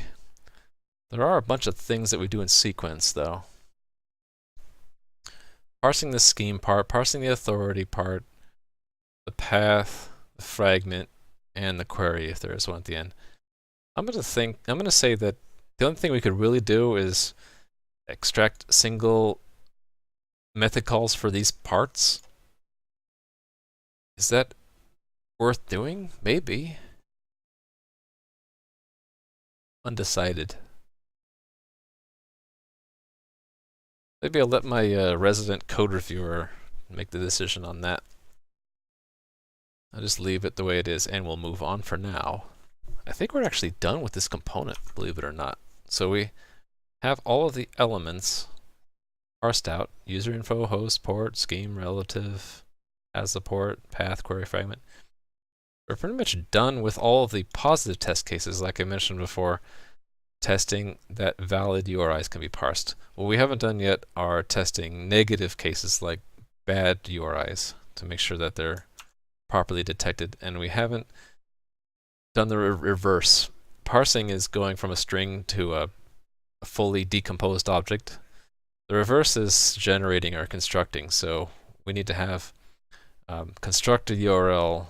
I mean, the constructor generate the string from a URI, right?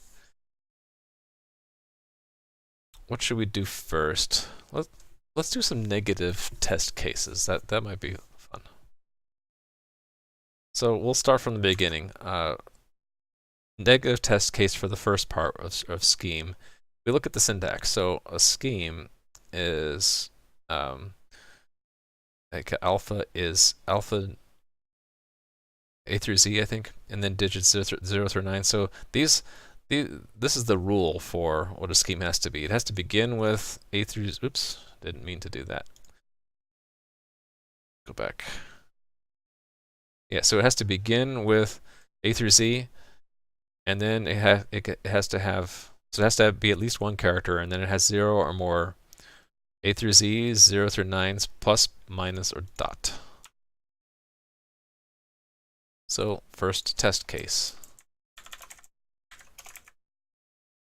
And actually we're going to have a bunch of tests, so we'll make it a test vector. Test vector, URI string, and we all want them to fail, so we don't really need a structure, do we? We can collapse this down to just a string. The test vectors are just strings. And we're going to construct ones that have a scheme, but that are bad. So this is bad scheme. Actually, and specifically, it's scheme with illegal characters. So start with our example.com, and we'll construct a bunch that will be broken. So we're going to assert that the test vector is what the scheme is. And it's no longer URI string. So there we go. Oh, it's not that it's equal, it's that it's the scheme is going to be bad, so it's going to assert false. So we want strings that the only bad part is the scheme. So right away we know that if the scheme is empty, it's invalid because it has to start with A through Z. So if it's empty, it's not valid. Also, if it begins with a non-alpha, we'll have a couple examples of that. So a digit is not an alpha. Neither is a plus or a weird character. And we might throw in some characters that might like be picked up as a query string, right? And actually we can't do that because a valid URI could be a relative reference, which ends up with a query, right? Yeah, relative part, which could be an empty path in a query. So we can't do a question mark or a hash sign. What would be something that might get misinterpreted? Maybe a dot? Right, so all of those are invalid on the first character, and then ones that are valid on the second character. So valid first character, and then something that's not alpha, digit, plus, minus, or a dot.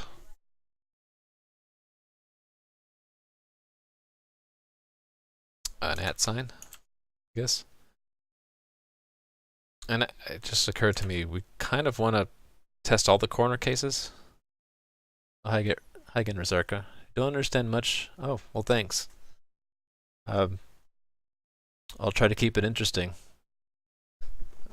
Just to let you know, this stuff is pretty esoteric. It's C++. There are other streamers out there who are using different programming languages, so really encourage you to look around at other channels.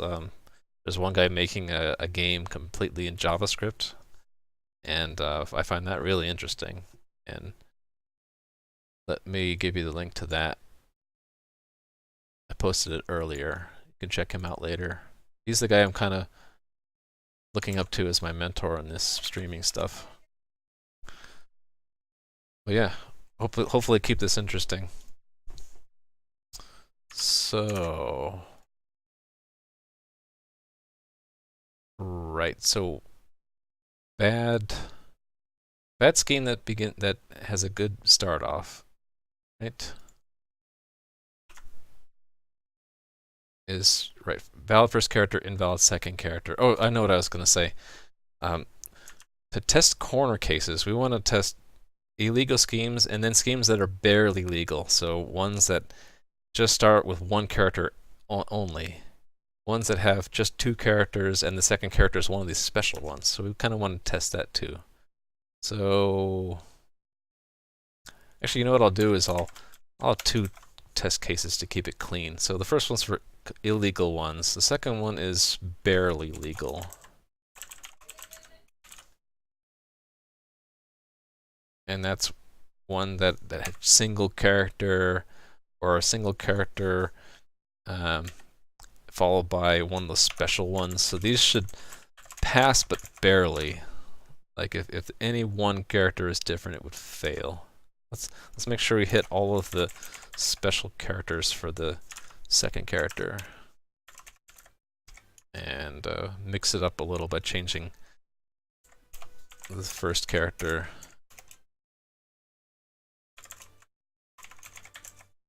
And put a 0 there. So those are all barely passing.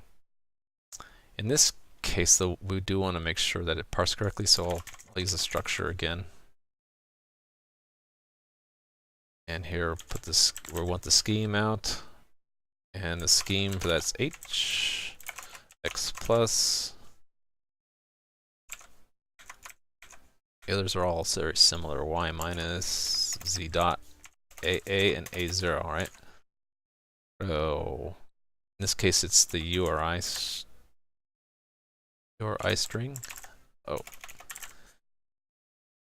test vector instead of just a string there. And then we're going to double check that the scheme is what we expected. Test vector dot scheme is what we expect, and what it actually is will be get the scheme from the URI. All right. So I guarantee that this will pass and this will fail, because right now we're letting any characters in there. So let's verify them. Actually, my guarantee is broken because we failed the barely legal ones too. We failed barely legal because of why? Oh, because we expected it to fail, and we should actually expect it to pass. So it's a bug in the test. Alright, so that's what I expected. Barely legal ones all pass. The illegal ones fail because we're allowing them. So here's where we gotta go handle our negative cases. So here we are in the scheme, and this is probably a good point to step back and think we're not going to need to do this just for the scheme. We're going to need to do this for all the other parts too, because, for example,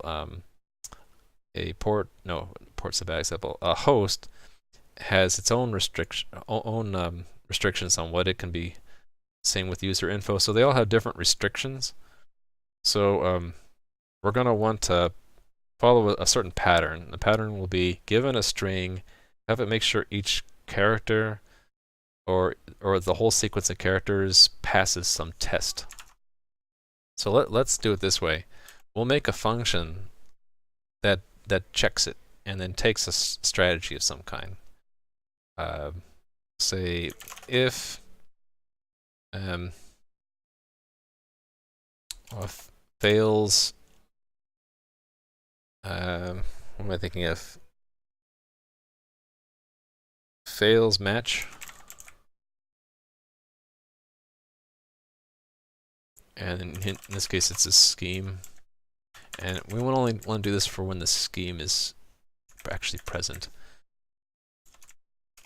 And the strategy is going to be a function. The function is going to not need any context. But what we'll be doing is we'll be passing a character. The idea is that fails match is going to, for every character in this string, one by one, it's going to pass it to this function, and the function is expected to return true if it's still good, and false if it's bad. And if it runs all the way through, then it succeeds. If it doesn't, it fails, and we'll hit this, right, and we'll return false. So the reason I'm making it a little bit more complicated is we're going to do this fails match for all these other parts, and make it a little bit easier to read, and we'll be showing that each part of the URI has its own match that it has to pass, right? But the strategies are a bit different, and we'll be able to refactor. Some of the strategies will be very similar to others, like Scheme is a very simple strategy, right? It's two parts. Where was it? First part is it has to be a. I keep doing that. First part is it has to be a letter. The second part is it has to be a letter, number, plus, minus, or dot. And within those two steps, it's just making sure a character is within a certain in a certain set of characters, right? So actually, we do need state here, don't we? Our state will be is first character, which starts out to be true. And actually, I just thought this isn't sufficient because, well, actually, fails match. What we can do is we can have a second argument end. And what that'll be is if after the last character, we'll pass in a true for end and ignore the character. So if the string was XYZ, we'd get 4 calls: X, Y, Z, then true. Right? And if it's empty string, we'll just get 1 call with true. So then what our strategy will be is we have to keep capture that state. That's our capture list. If end, then return not is first character, right? So we're good. If we're at the end, we're good if it isn't the first character that we've parsed.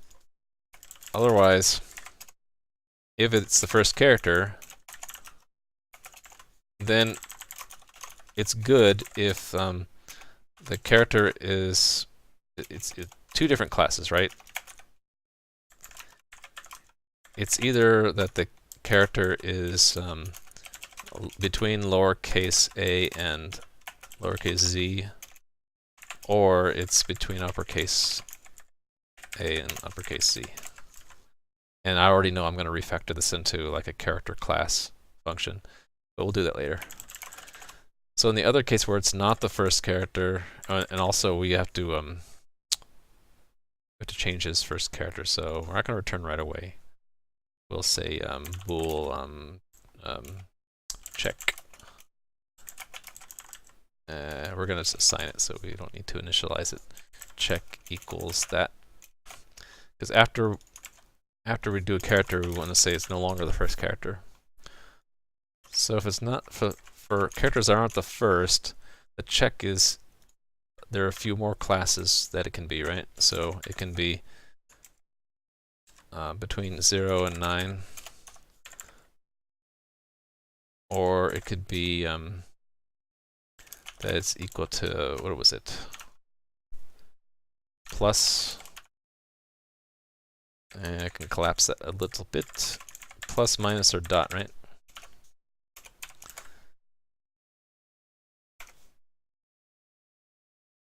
Right. So these are the characters it can be if it's not the first character. So this is I think it's called a strategy object. We're passing the strategy object to fails match, which is going to be a reusable function which tests a string to make sure that it passes a strategy. I'm probably not using the right word, but it passes on every character in sequence. So let's make that function up here. Bool fails match gets 2 things. The string candidate, I guess, and then there's a function, and functions isn't defined. We need to pull it in from the standard library. Function is returning bool and takes it takes a character argument, right? And this is strategy.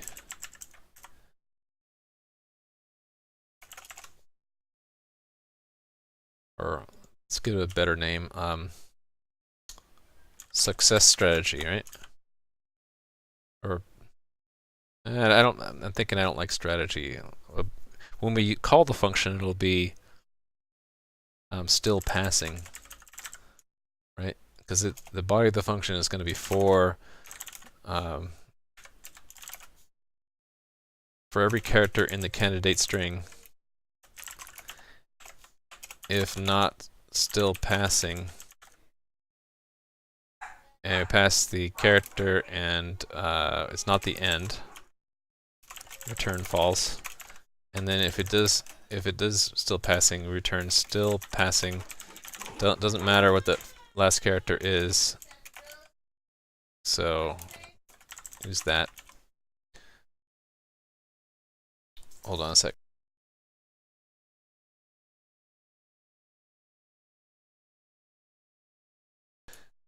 I'm back. If you haven't seen that before, I have a little macro when there's gonna be noise or there is noise in the background, so that doesn't disrupt you guys.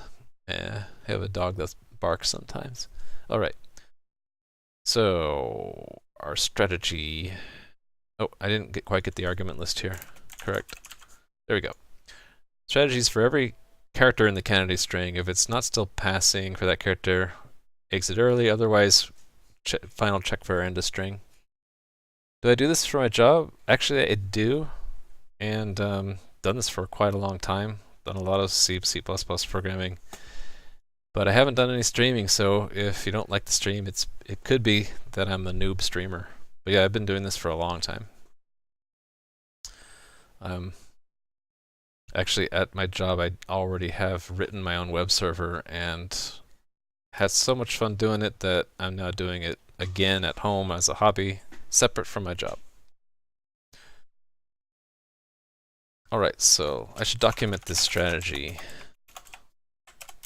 What we call it, I can't think of the name of this. This is this thing. This thing, or this function takes a given still passing strategy and invokes it on the sequence of characters in the given string to check if the string passes or not.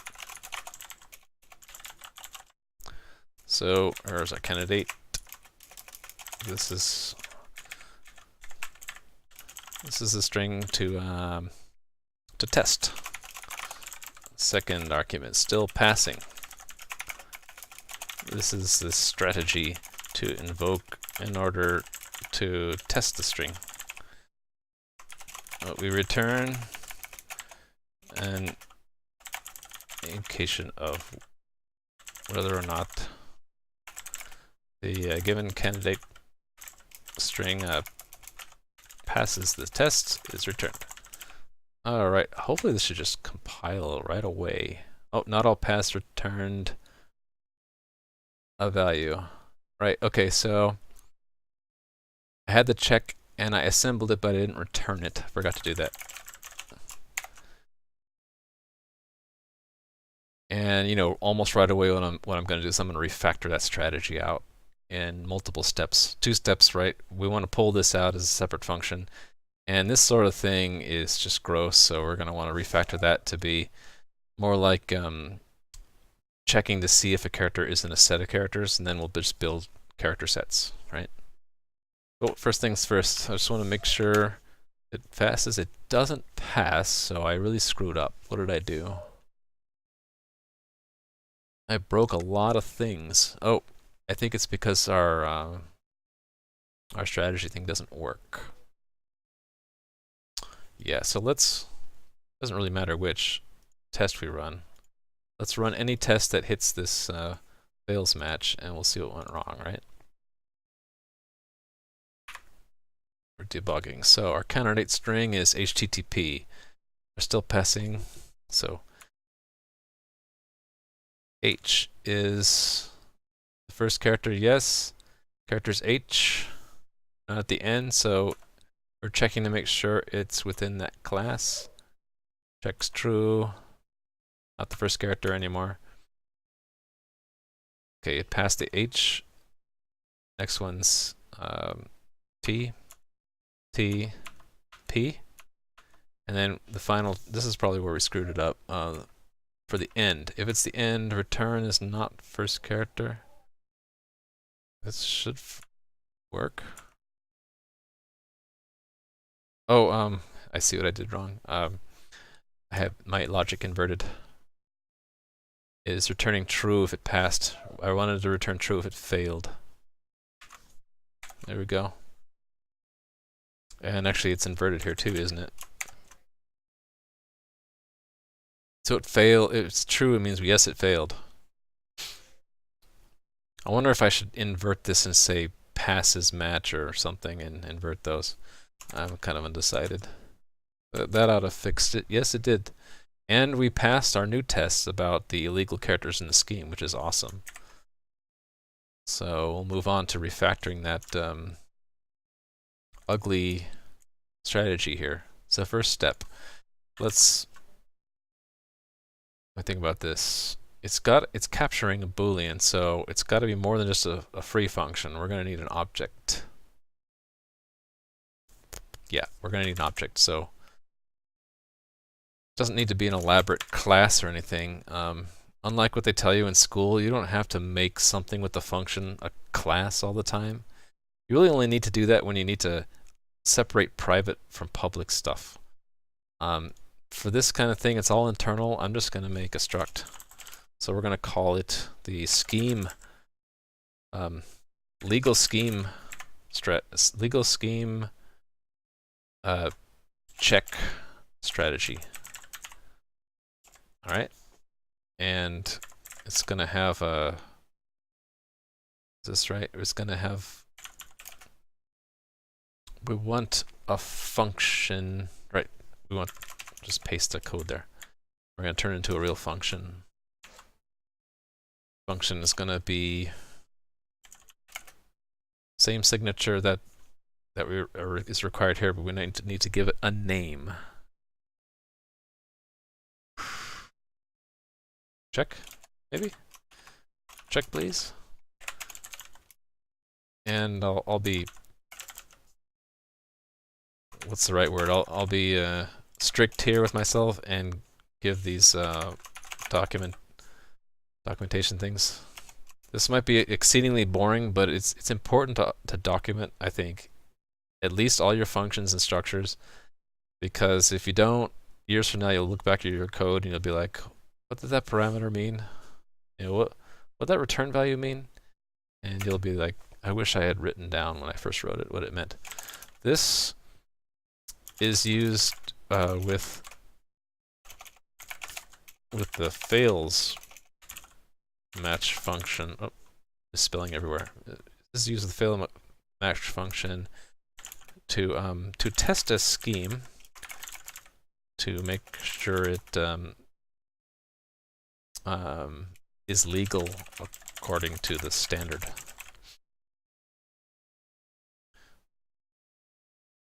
Did I mention the standard at the top? I'll make sure I mention the standard. I think I did in the header file yet. So we already mentioned the standard. I guess I could mention it again, but probably good enough to keep that mention in the header file. So, okay, this is the strategy. Is this gonna work? I need to pass in a function which has a capture. Actually, this isn't gonna exactly work, but I know how to fix it. I'll write the documentation first. This function returns a strategy function that maybe, and I don't need to make this a struct either.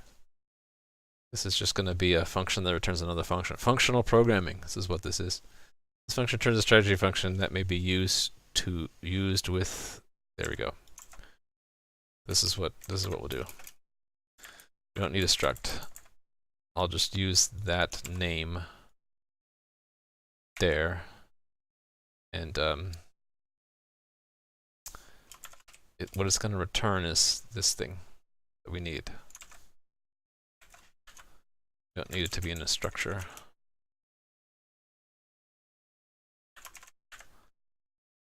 what it's going to do is, it's called a closure. We're going to, within this function call, we're going to make our state that we had, there we go, that we have in the original code, and then we're going to return a function object which captures that, and that function object being returned, if I do this right, yep,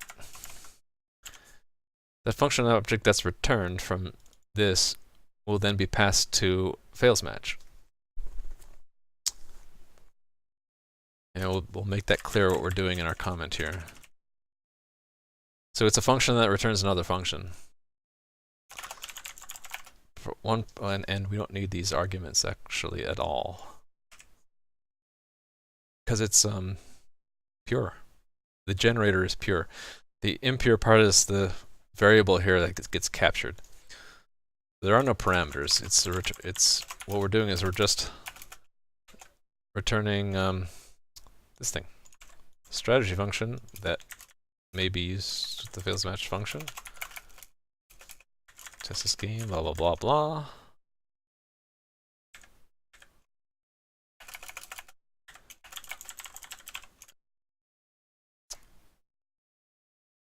Right. So all we have to do, that created the variable and captured it and returned a function that used it. We can simply say this. That's all we have to do. It should work. Right? Yep, works. So that might look a little weird. C and C++ are traditionally called imperative programming languages, like do A, do B, do C. You know, beginning to end, you're following a step of instructions. This is more like functional programming, where functions are variables and objects that you pass around, just like numbers and strings. So you can do crazy things, or seemingly crazy things, like a function that builds and returns a new function. And that's exactly what we're doing here. This function is constructing and returning another function that gets called by a third function, right? And the reason we did that is the function that we're passing to fails match needs to have some state. And we're using a trick called a closure, or making the state inside of like a local variable inside of this function, and then we're capturing it. That's actually called a capture list. And this variable actually persists. It gets through this reference thing. Actually, is that safe? I think that's safe to do. Now I'm questioning myself. This ought to be safe. That this local variable is captured. And actually, I don't think that is safe. To rethink how I'm doing this. The concept is to capture a variable into a function object and then use it internally. It didn't crash. It still worked. I'm curious now, what happens when I debug this? What does it give me for the address of that variable? What is the address? What is the address of is first character? Okay, it's that. And then when we go into the function, it's still that. Okay, that might be a problem, because the original address was on the stack when that function was called. Yeah, so that might not be safe.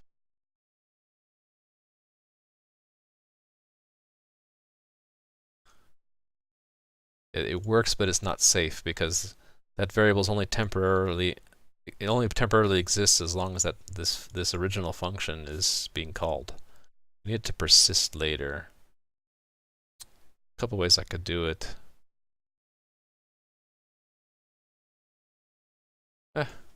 Just because I can, what I'm going to do is use the memory library.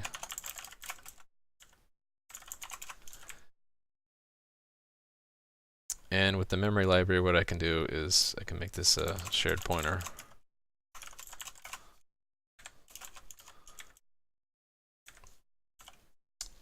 and then I'll initialize it this way. And then we won't pass the address. So now we're no longer in danger of using a variable that doesn't exist. Now the capture gets a copy of the shared pointer. It's just now we have to do this indirection. I'm using shared pointer because one benefit of that is when the last reference to that pointer goes out of scope, then the memory gets deallocated. Actually, I didn't allocate it. The way to do that is to turn this around and say auto, that is make shared. And actually we can combine that with this statement, I think, and say initialize it with true. Yeah. Okay, so we allocate some temporary memory for this variable. We pass a shared reference, a shared pointer to the function object capture. It's used as long as this function object still exists, and then when finally fails match returns and this function object is no longer being used, it gets destroyed, and then that means the last reference to this flag gets destroyed and automatically.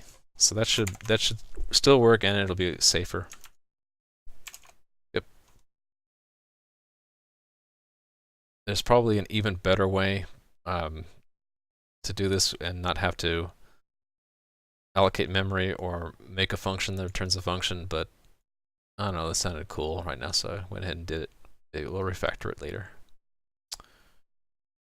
So that's probably a good point to check that in, right? So what did we do? We refactored the scheme check, right? Actually, we added. Okay, I should have checked in before,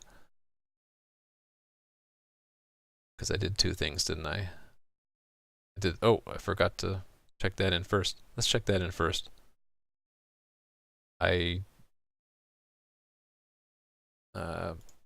First thing I did was refactor the parsing of the authority. What's this test? All right, we did that later. The first thing I did was this thing. I extracted that as a method. Oh, where's the method? Method's in here somewhere.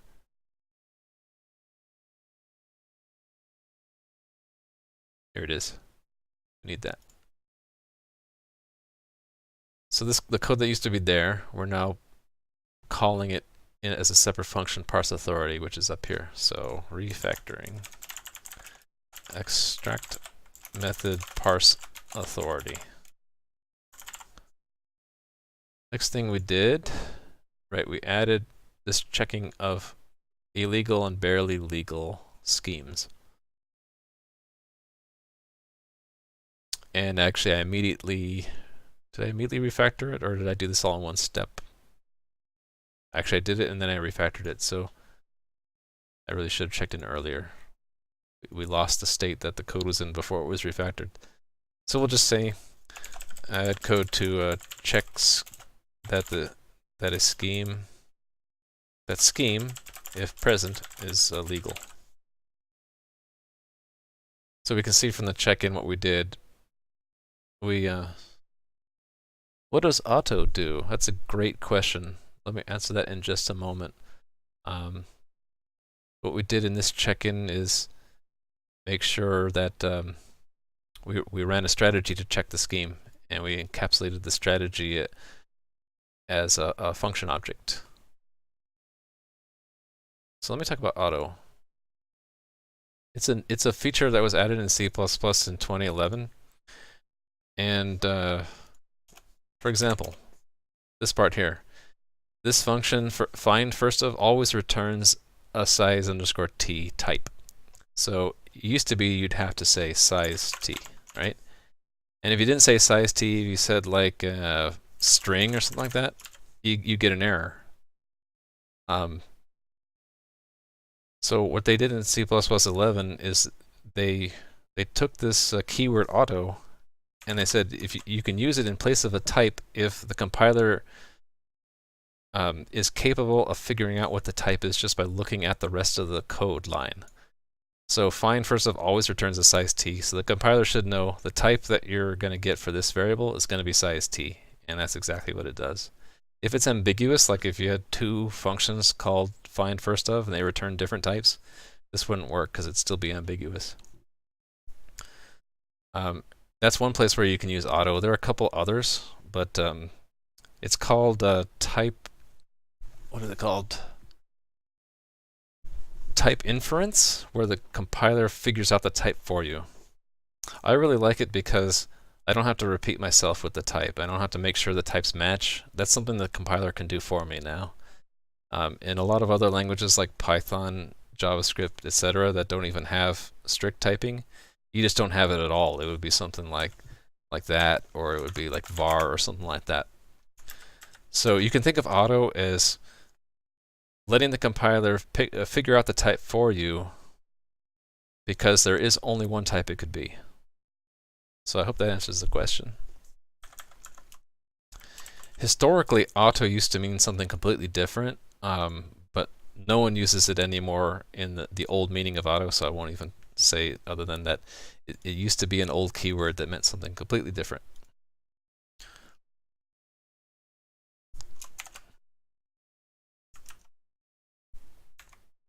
Alright, I was just going to make sure that all my tests pass, and one thing I haven't been very good at is making sure I'm checking encoded at every point.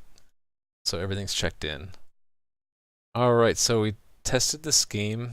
We have a new function that, oh yeah, I want to refactor that a bit more because this is still a little bit of a mess. What we really want to do is reduce this kind of a check to be making sure that the character is within a certain set. Oh, you're welcome, Marlade.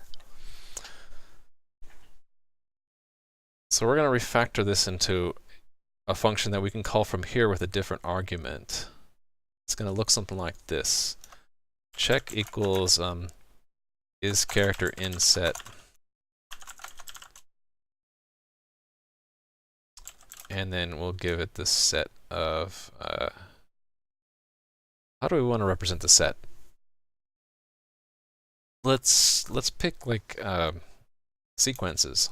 So A Z A Z.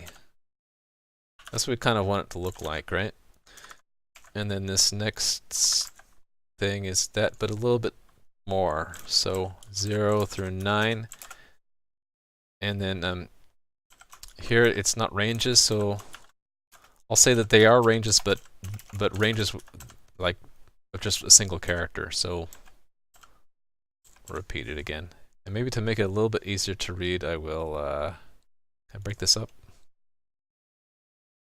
I know, I'll just remove the spaces between them, and that'll be more obvious.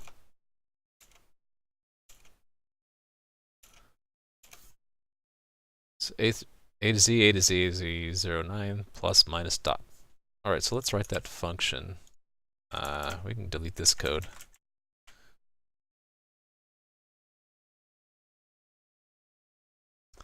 Bool is character in set. The first thing is a character. The second thing is a weird thing. And I'm going to use another piece of new syntax here. Standard initializer list of characters. Char set. Think this works? I think this is how you do it. And just to make sure that this actually will work, I believe the way this initializer list is it's a variable length list. The type is all the same, and there's a special syntax you can do with that. And at this point, I'm going to look it up. I use this tool called Velocity that has a bunch of manuals in it, and we'll look it up. CPP initializer list.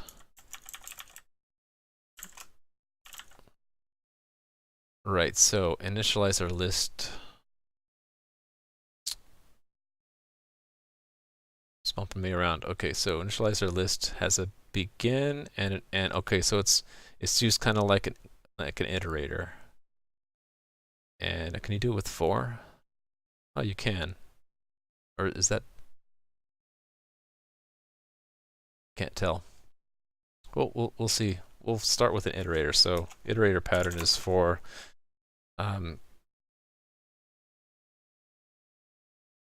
make that a little bit more explicit. Character set for char in set auto character set. Oh, it does work. Okay, great.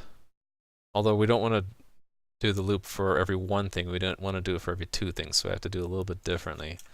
It's going to be a traditional for loop. For character in set begin, and then repeat until character in set is not the end.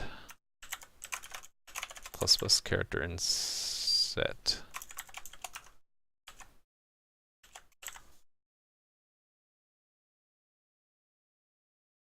In Java, you can use char chars to have an endless primary. Yeah, there's a lot of things you can do in Java. C++ is a bit more strict.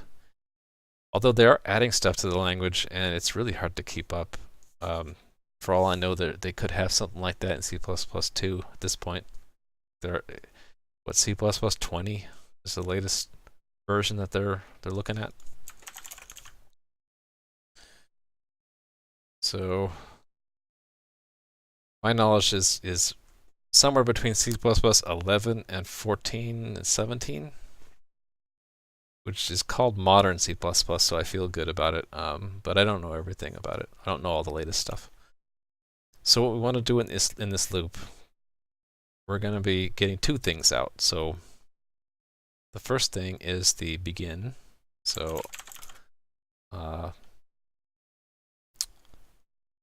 first is the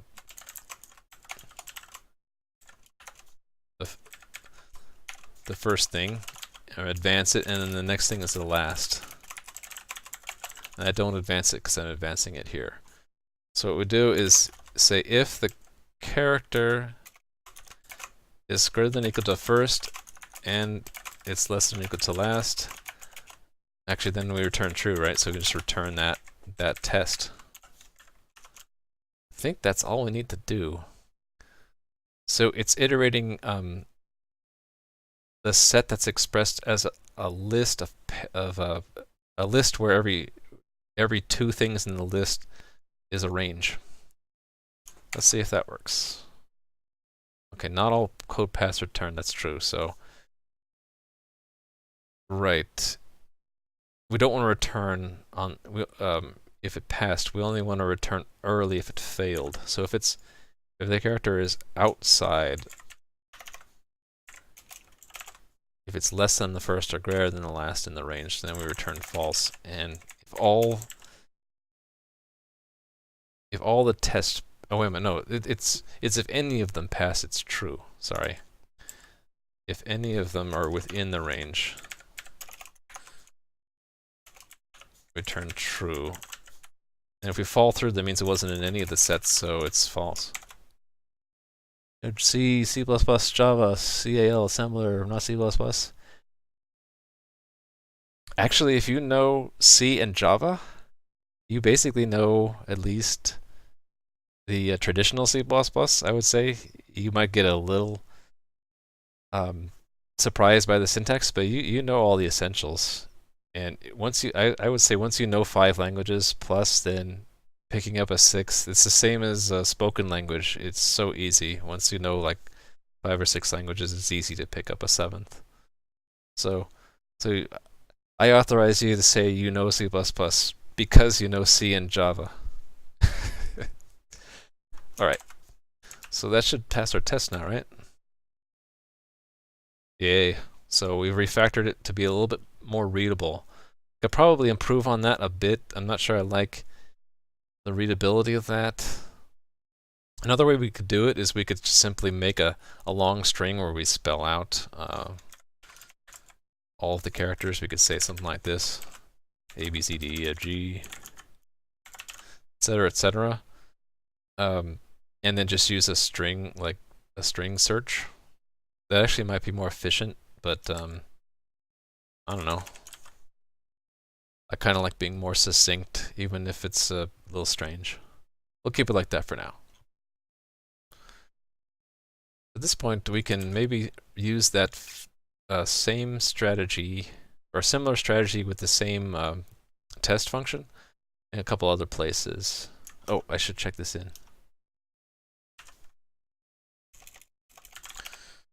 Definitely. So we refactored here. What am I calling it? Refactoring? No.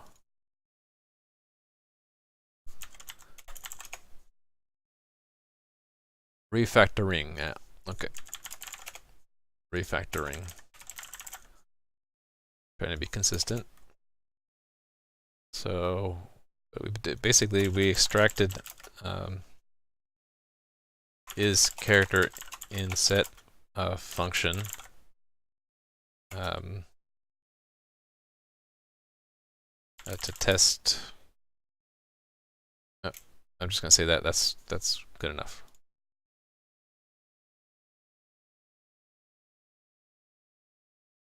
So probably cut off the stream at some point because I've been going almost 3 hours. Let's see if I can think of a good stopping point up ahead. Not right away. Maybe we'll do some negative testing for a few more of these things, and then we'll call it a night. Let's see, what is the next part after scheme would be user info. Where's user info? Ah, here it is.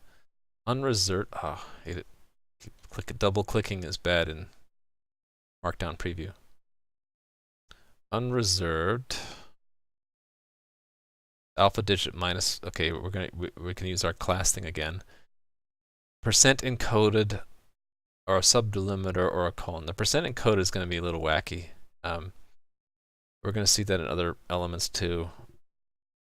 It's used to put a special character or an otherwise reserved character in somewhere where you really need it. Like if your username really had @ sign in it, which is not allowed in user info normally, you would percent encode it. So it's percent followed by 2 hex digits. So we're going to need to account for that. We'll have a strategy that for every character it'll see if it's a percent character, we have to then look at the next 2 characters and make sure that they're hex digits. If it's not a percent though, it has to be in the class of either unreserved, a subdelimiter, or colon, and those are all these characters. Here's subdelimiter, here's unreserved, and then there's colon. So let's write that. That'll be a good test. So first, the unit test. Let's do the same thing that we did for scheme. This is probably a good enough chunk of work to finish off the stream tonight for. So instead of scheme, it's user info. And we'll have barely legal user info as well. So these will all have the form of having, actually we don't need a scheme at all. We can start with just an authority. And it'll be, what's an illegal user info character? @ I guess. Is @ allowed? @ is not allowed. @ is a general delimiter, but not a subdelimiter. So we'll do @. That's invalid. Never written something in C++. I know that there are many similarities. These are most exciting. Yeah, I would agree. I'd agree, definitely. So let's think of some other illegal characters in a user info.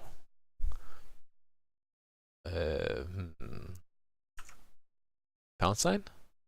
Well, pound sign will get misinterpreted as a fragment delimiter. Yeah, auto, that's definitely true. So you probably think the same thing when you see this lambda expression syntax, right? This kind of thing. I work with a guy who isn't really used to the modern C++, and he sees this and he's like, what the heck is that? What are you returning? And I'm like, well, we're returning a function you can call later, and that just blows his mind. So I would put that firmly in that category of like where auto is. It's peculiar. I guess if you know C# and they have this kind of thing in Java, lambda functions, maybe it's not so peculiar, but if you were just knowing C and old C++, this looks very peculiar. All right, so some more illegal user info characters that aren't misinterpreted would be, let me think. Oh, a good one would be a percent followed by not a hex digit. like that. That's not a hex digit. What else? A hat character, maybe? I don't think that's allowed. Hat.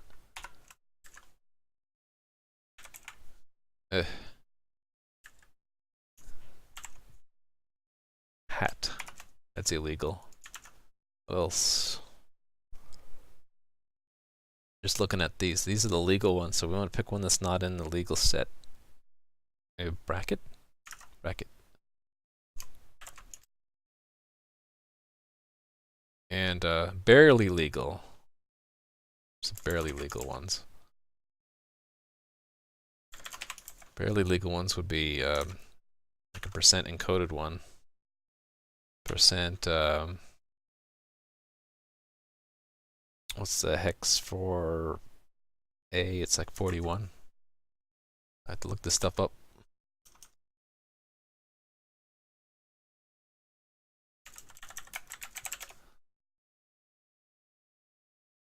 A is 41. All right.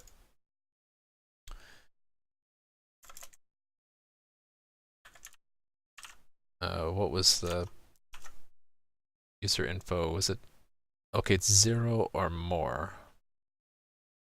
So we kind of want to catch empty string, right?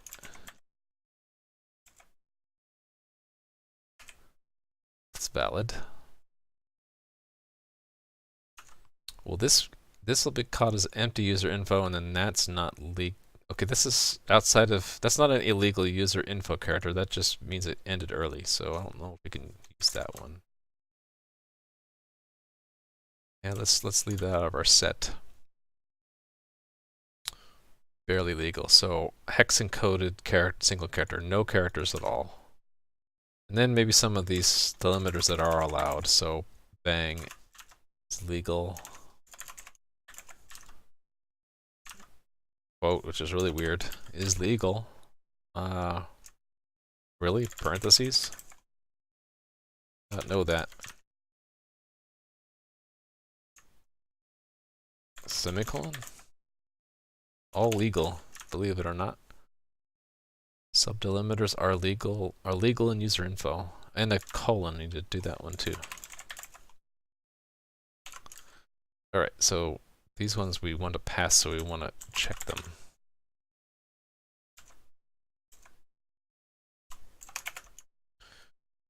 So this was A. Empty string. Single characters after this one, right?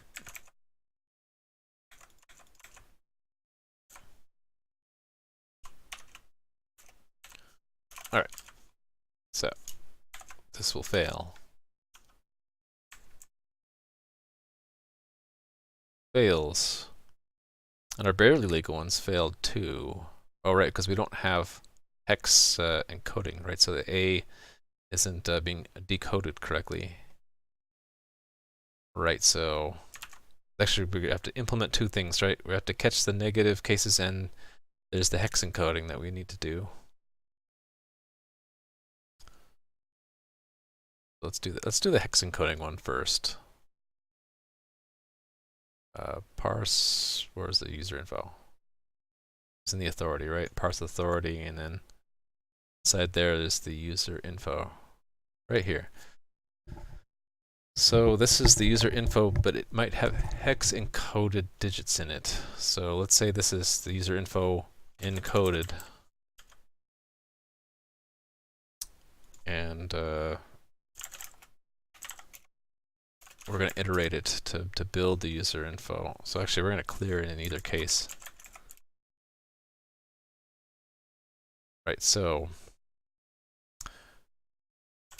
for every character, might as well make it constant, in the user info encoded. And I'm going to make a little mini state machine here because it's going to be fun. So a hex encode, actually it's just, we just use character, right? So that's decoded character. And then we'll have a little state thing. Decoder state. it's small enough where I can use integers, so technically I can't do that, but I can do that, right? Actually, I'm just going to make it an int just for simplicity. So for every character, we're going to switch on our state. The case 0, this state is default state. I have to put the bracket before, don't I? In the default state, it's if the character is a %, then we move to state 1.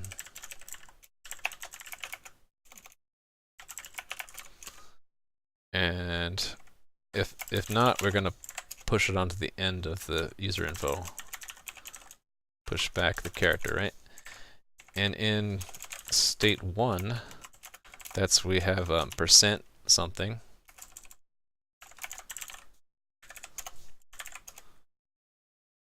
Here's where we need to make sure it's a hex digit. So what is a hex digit exactly? Do I have syntax for that? Hex dig. Is that defined in the standard? Hex dig.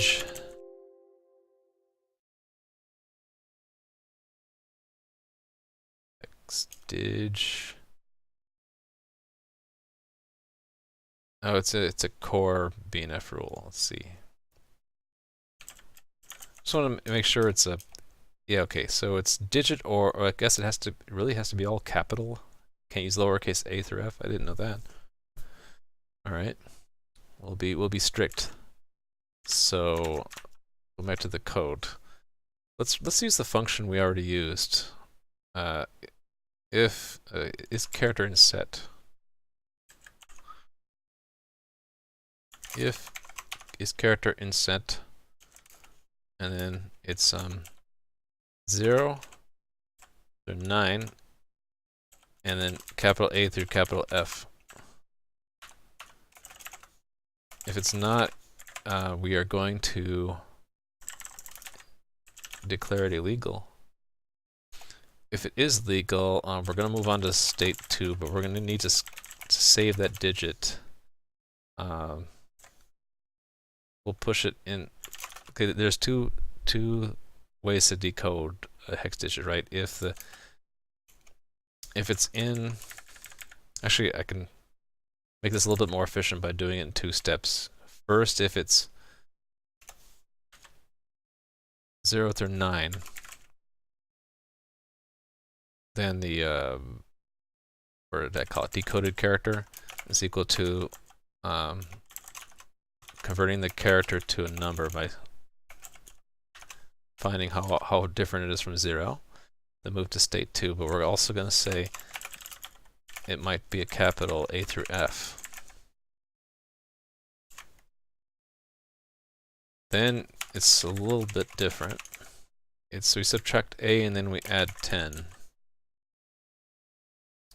Alright, now we're going to, that's for the first digit. Now the second digit. And we'll say it was a %, some letter between. That's how you do it in regular expression, right? So second digit, also a hex digit, and automatically you can see we can refactor that. So we'll do that in a little bit. It'll be like decode hex digit or something.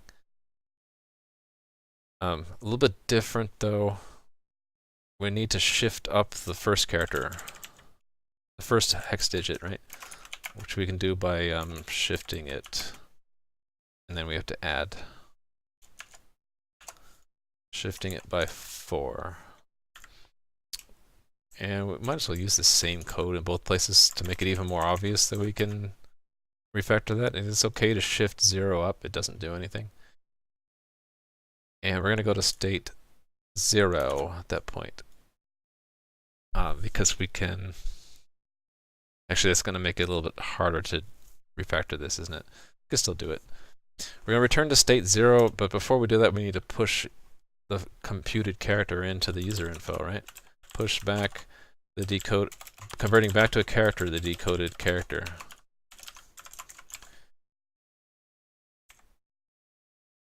Oh, I forgot to do this part.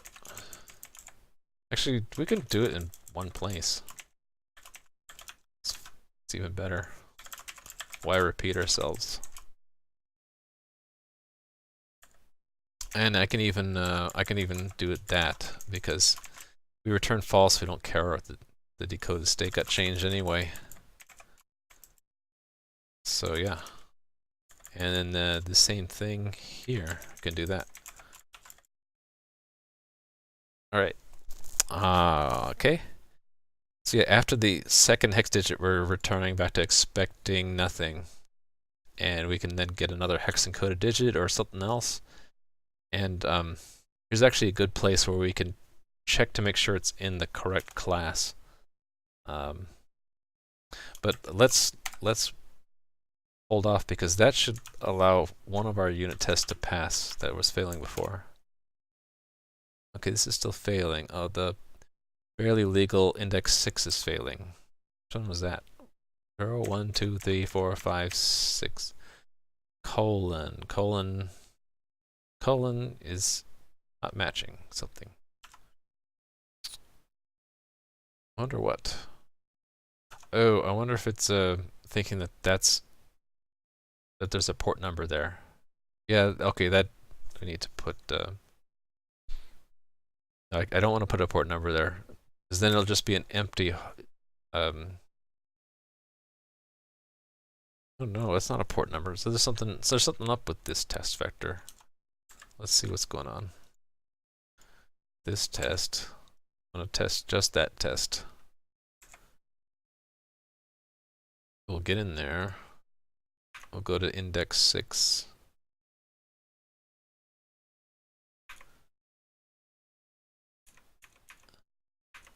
Index 6. So let's see what's going on here. Scheme.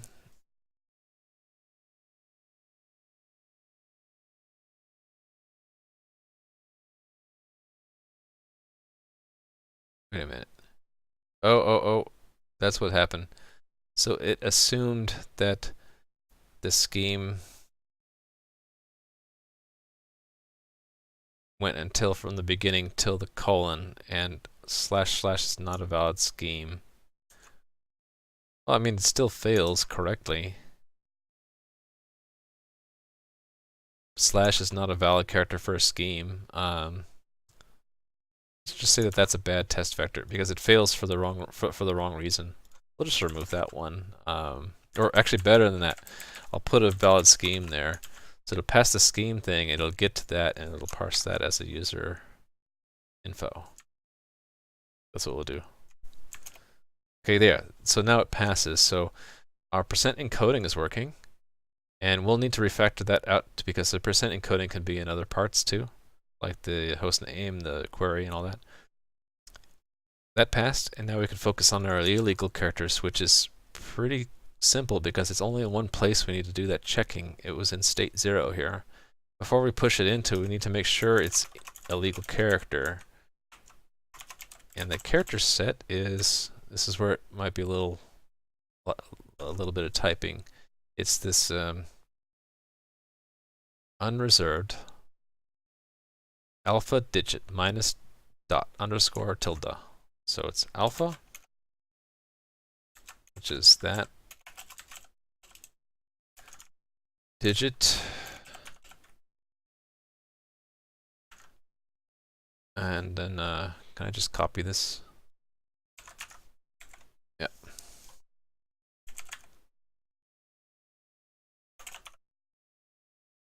Dot underscore, oops, and tilde. And then, okay, that's unreserved. Could also be, we handle percent coded, subdelimiter or colon. Let's do the colon next. I'm going to break this up a little bit. So the characters in the set alpha digit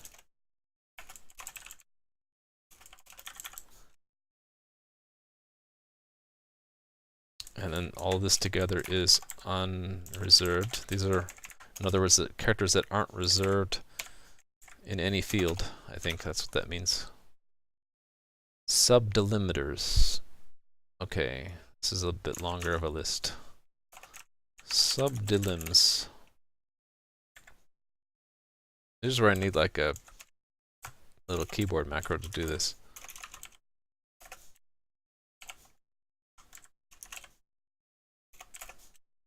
A little awkward to type these special characters correctly.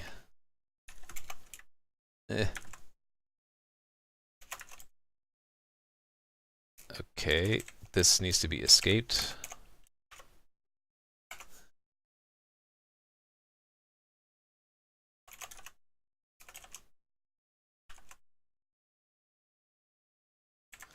I'll break it just like they do in the standard. Break it there.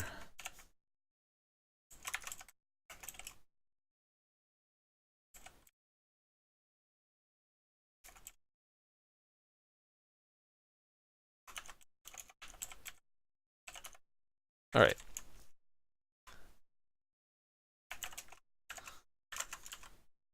If it's in the correct set, we push it back. Otherwise, it's a fail. Okay, subdelimiters. I think I missed one. Oh, I missed. Cool. I put that in. It's not unreserved. It's a special one on its own. I don't want to say that. Also allowed in user info.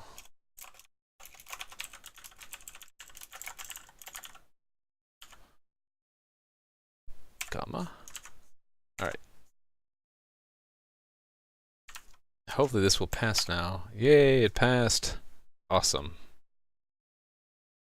So this is a bit silly that I had to repeat each one because this character in set is dealing with ranges, but these aren't ranges, these are individual characters, so maybe I'll change that. I need to think about what to do about that.